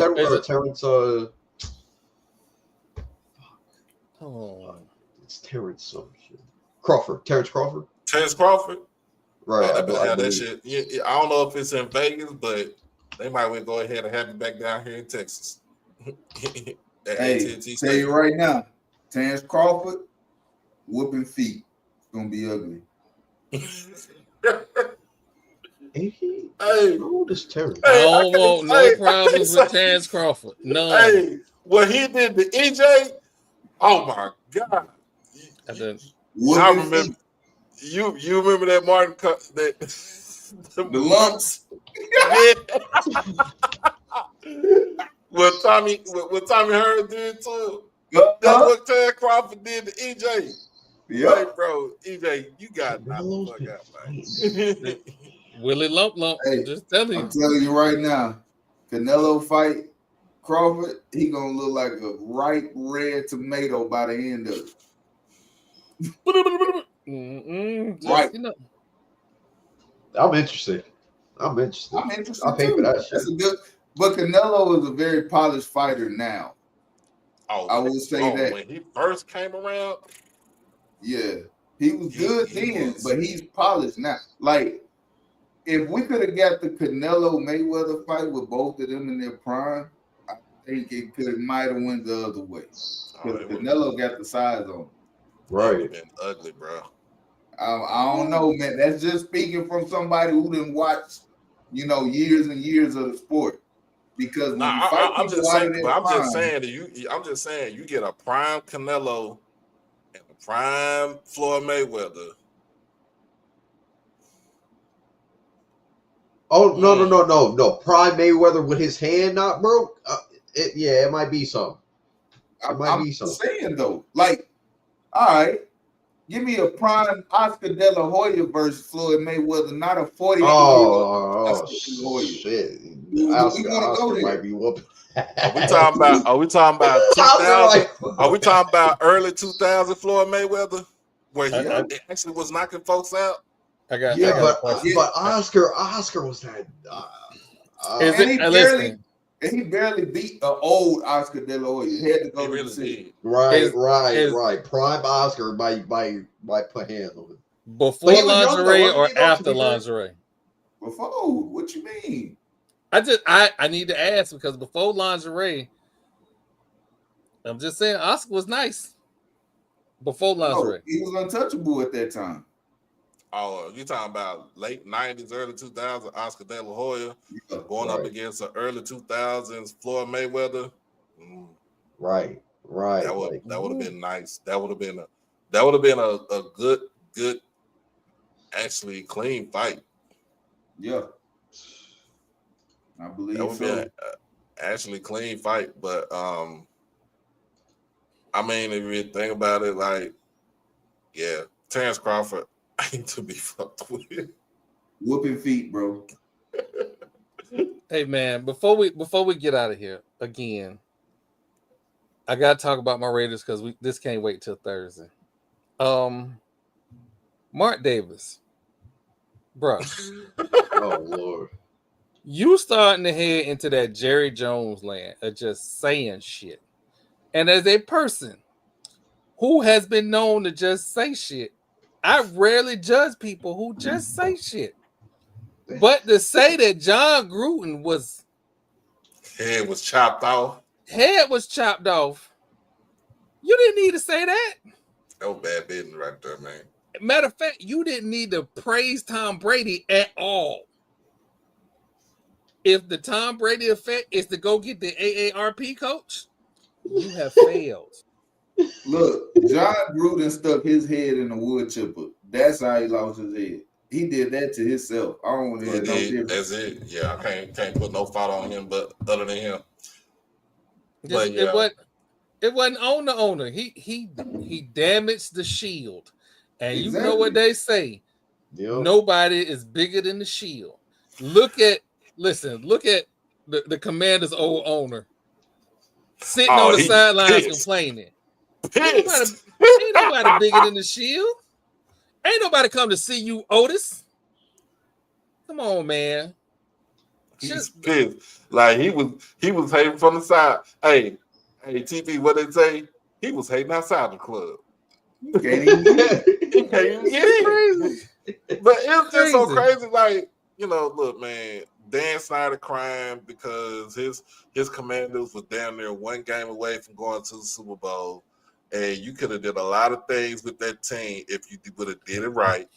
You know what I'm saying? As a owner, you see fuck him. He got $3 billion. I'm just saying, fuck him. But you see what Magic Johnson and the other owner, the Magic Johnson being the minority owner and the majority owner, they doing for the Commanders. Shit, hey, sending a quarterback with a torn ACL on the field to run a read option, yeah, fuck it's diabolical work. And the coach that did it. Oh, you mean that one in San Francisco? That was Jay Gruden, right? That was who's the offensive coordinator? Jay Gruden, yep. Yeah. That was Jay Gruden, right? Mm-hmm. Yep. Something about them Grudens don't sit right with me. I don't know. Don't even get on my Cowboy because right now I'm you know what? Here, can I go on my diatribe? Can you give me the big box right here? Oh, okay. Can't be no worse than these boys, bro. We suck. We suck, bro. Time management coach I've ever seen in my life. Bro, we got Matt Eberflus as our fucking defensive coordinator. You could not even go in-house and keep an ass Al Harris to be your DC. The Bears, I guess they play a little bit of defense, man. Like, just don't ask him to manage any type of play. Right, that's all I was gonna say. Yeah, you good take with that the out of his duties. Don't even look up there. Just get a stop. Right, that's all you got to do. Go ahead, Doc. I know you in your feelings. Go ahead. I, as a Dallas Cowboys fan, am fucking fed up with how Jerry Jones is treating our franchise like it's his personal playpen. You knew you wanted to get rid of Mike McCarthy. Mike McCarthy wanted to go interview with the Bears. You denied it. And then the next week you say, here's your pink slip. You can go do whatever you want. What type of bullshit is that? All right. Then you spend, after the firing, you spend 2 weeks not doing a damn thing about trying to find us a head coach. We had plenty of coaches, DCs, OCs come in and interview. Aaron Glenn, DC for the Detroit Lions. Ben Johnson. I think Ben Johnson came to interview. Hell, we even had Kellen Moore, who was our OC, and you let him go. He came in and interviewed. We had speculations about Deion Sanders coming out of Boulder to come interview for the job. We had speculation about Jason Witten, who's coaching high school football in Denton, Texas, coaching his sons to be the next head football coach of the Dallas Cowboys.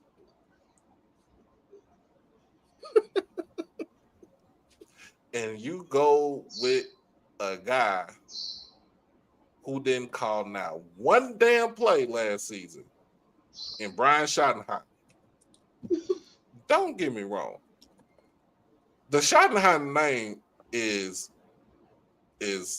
up there. Look who his dad was. Dad was Marty. The only thing about Marty was he couldn't get past the big game. The fumble, the mistake by the lake, the 2003 AFC Championship game, San Diego versus New England. Even when he was at Kansas City, couldn't get past the big game. Hopefully Schottenheimer, hopefully he's not one of these puppets for Jerry Jones. Hopefully he has something to say. I hope he's boisterous about what he wants. Now, the Matt Eberflus deal for him being a DC, I don't know what he does as a DC. I never seen what type of defense that he run. I knew that he was a horrible head coach in Chicago, or it's the fact that the McCaskies didn't give him what he wanted. But at the same time, I'll say this again. The only way the Cowboys are going to get out of this funk, which has now stretched for 30 years now, is if we dig up Jerry Jones' mama, tell her to put on a black dress and say, let's go to your son's house in Highland Park and lay some flowers on his door. That is the only way that we could get our franchise back. That is the only way we will be lifted from this big genjutsu.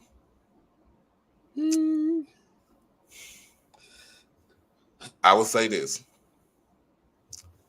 If Steven ain't got enough balls in his pocket to do a hostile takeover of the Dallas Cowboys, you, my good sir, are no better than your own daddy. And maybe we need to put some flowers on your grave too, because it's going to take the whole Jones family to cease to exist before we get our franchise back. And that is my final say, courtesy of Doc Holliday. Oh, wow. Oh wow. Yeah, we're going to dig up Jerry's mama. We're going to tell her put that black dress on for your son's funeral. Yeah, we ain't never going to get monetized. Hey, so, again, for everybody from HBCU Overdrive that is not following the podcast, I sent up a link, watch.fatmouthsports.net. That takes you straight to our YouTube page. Go ahead, like and subscribe. I always love the crossover content because, like I said, I love everybody. So I'm going to always reach out. Even though, we beat them D people in Jackson. Oh, don't worry about it. We'll bust your ass in Tallahassee next month. So, it's a long and season. then baseball season coming along. You know what? We'll bust your ass in that too. I need to say this. This for Trey, and this is definitely for the mayor, and Smooth No. Listen, man, put them ski masks away. Last time y'all pulled them ski masks out, y'all got bounced out the tournament. Put the ski mask away. Just be normal people. It's gonna be all right. But TP, what you got for us this week?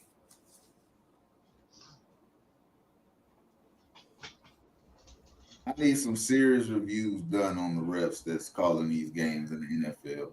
I'm sick of it.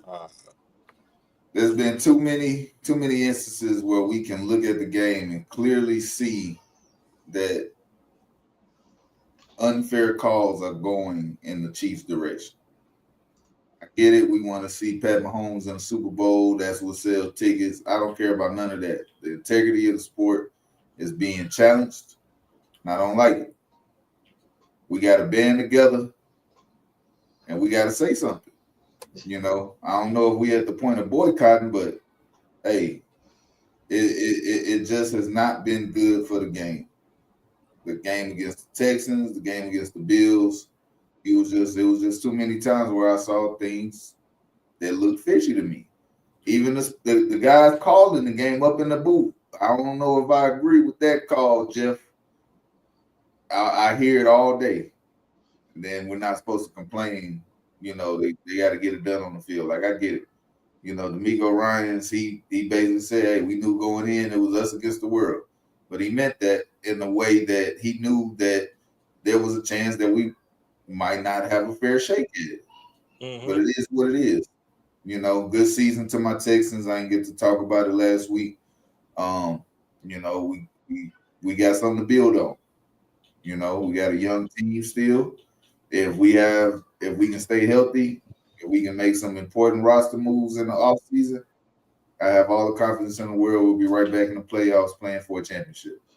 I gotta step in right there. I don't think y'all need to make roster moves. I think y'all just needed to be a little bit more healthy, and y'all would have had a shot. But that's just me. I mean, that's part of the roster moves. You gotta have the next man up. Gotta be able to produce. I mean, because but y'all had injuries are going to happen. It's hard. Two of your main guys, they just both of them just tore up their knees, man. Like that hurts, bro. That's hard to come back from mid-season, He might not even be able to come back from what he went through with Tank Dell. Like, yeah, Tank Dell might not be on the field next year. So roster moves are gonna have to be made. You know, we had John Mechie and Hutchinson that came in, and they just weren't able to make the plays that we needed them to make in key situations. So, you know, it is what it is. But we just got to do better as an organization with preparing for the worst.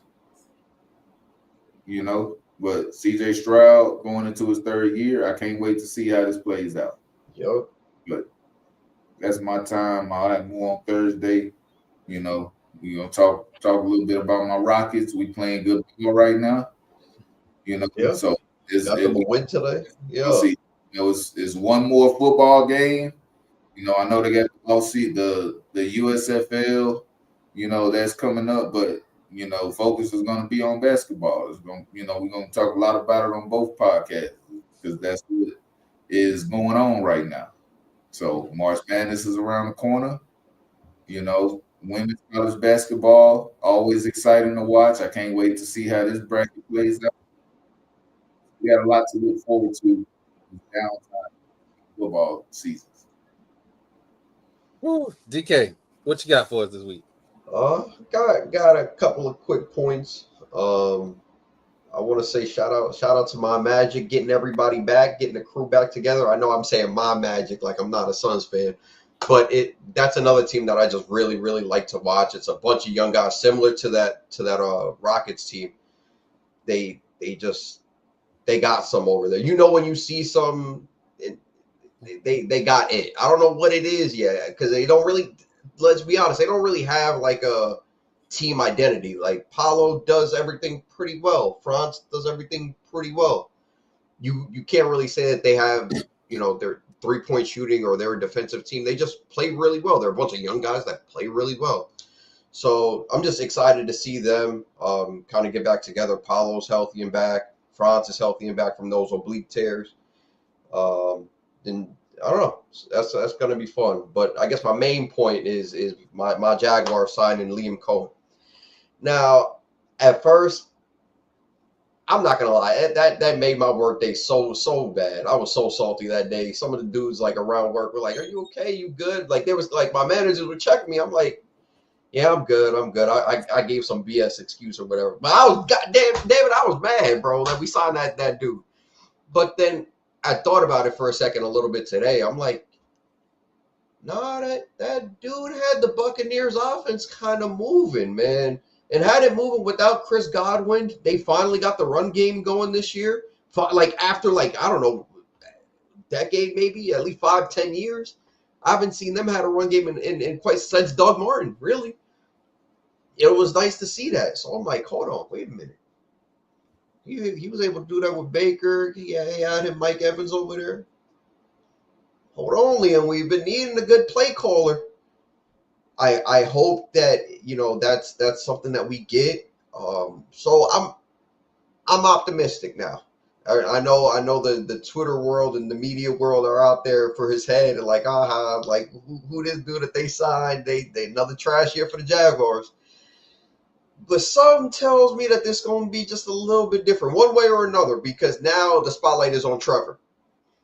Hey, bro, you going to get it done? If not, they're going to bring another dude in because I just can't. Well, no, it's possible. In 2 years, I'm sure there's going to be a reevaluation of him. Like, hey, is he going to be our guy or is he not? There's guys in college that are ready to rock and roll. So that that's going to be my 2 cents in my time for this week. I hope that Liam could weather the storm over there. We got some offensive pieces. We got Brian. Tank has been pretty good. Who knows what happens with Travis? I don't know. I think his contract is up. I don't think we gave him any sort of extension. So let's see, Liam. It's your chance. It's your chance to shine. It's your chance to shine. Hey, you know what I got? I got Shrine Bowl on Thursday night. In Arlington, in Dallas. So you gonna be there? Yeah, I got my sideline pass on there, man. So I'm legit. Catch my interview I did with Jaquinda Jackson, Arkansas running back.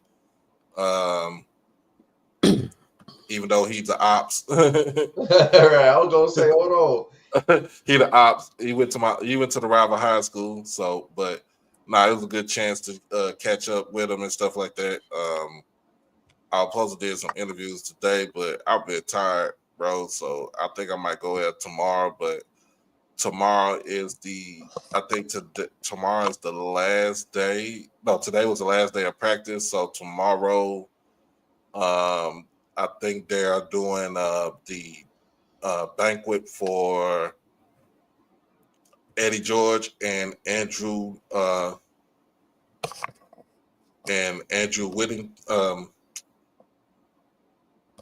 Whittington. Yeah, the offensive lineman from LSU. You got it right. Yeah. So I think they're being inducted into the Shrine Bowl Hall of Fame. And then Thursday afternoon, they got some fun and games for the kids right before the game start, and 7:00 games kick off at AT&T Stadium. Other than our country going to hell in a handbasket because of that, is it okay to call him a dictator? Yeah. I think that's what it is.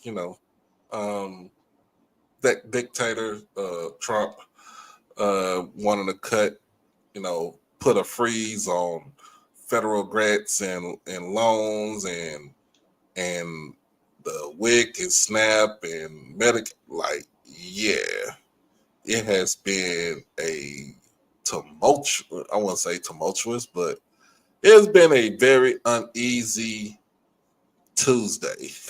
We are in Tuesday of the new week of this man's presidency, and it's not presidency, his dictatorship.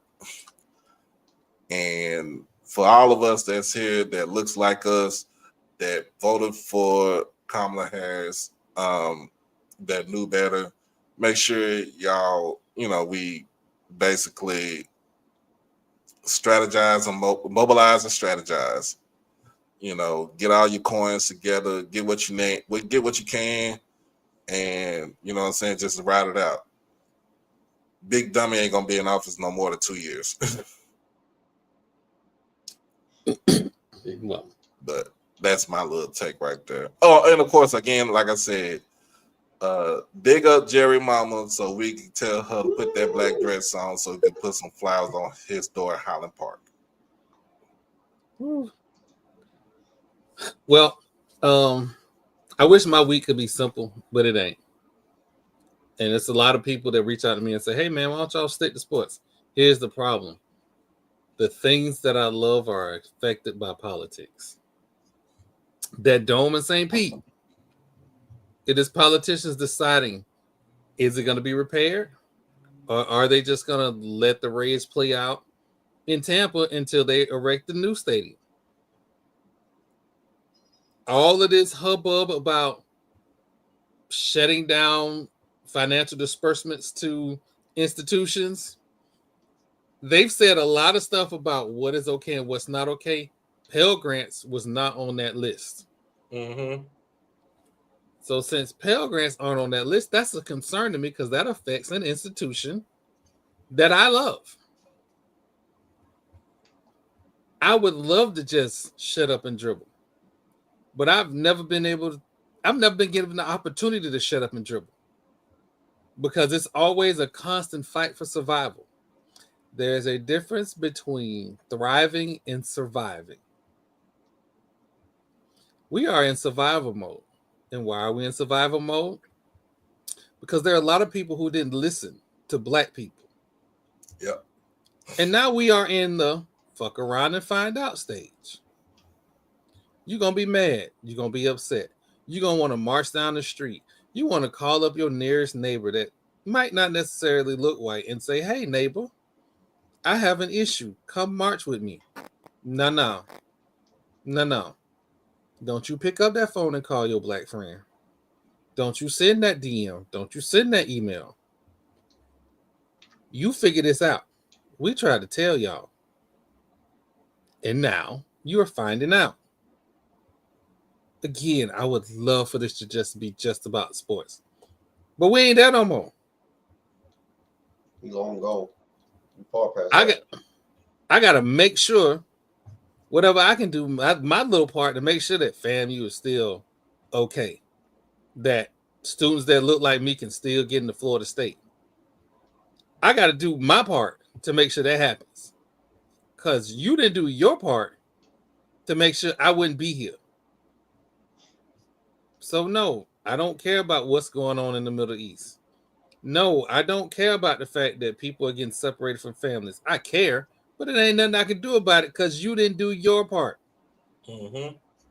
So, next time, when that old black man try to give you advice and you don't want to listen, do not pick up the phone and ask him to protest nothing. Nothing. I want to thank everybody for coming out. It has been a joyful, amazing show. It is always good to collaborate with my D people from Jackson. Always good that we can come together and just be merry until football season or the basketball until game. we bust y'all ass again in football. Boy, that loss hurt. That loss, it was quiet. It was quiet in big land. Bust y'all ass. The score was 21-20 with FAMU driving the ball, trying to drive the ball. They weren't even driving the ball. Y'all was on the other side of the field. That man is reliving football. We in basketball, so he reliving football. Hey, all I know is sack, fumble, scoop, score. Then another fumble after that, score, and sent y'all asses butt hurt back to Tallahassee. Again, we in basketball season, but it's all right. That is our time. I want to thank everybody for coming out. See y'all on Thursday, Gathering Old Men Podcast. As always, follow us on all of your streaming platforms. Like and subscribe. As always, we're trying to get to 500. Get us to 500. Thank you. And we are out.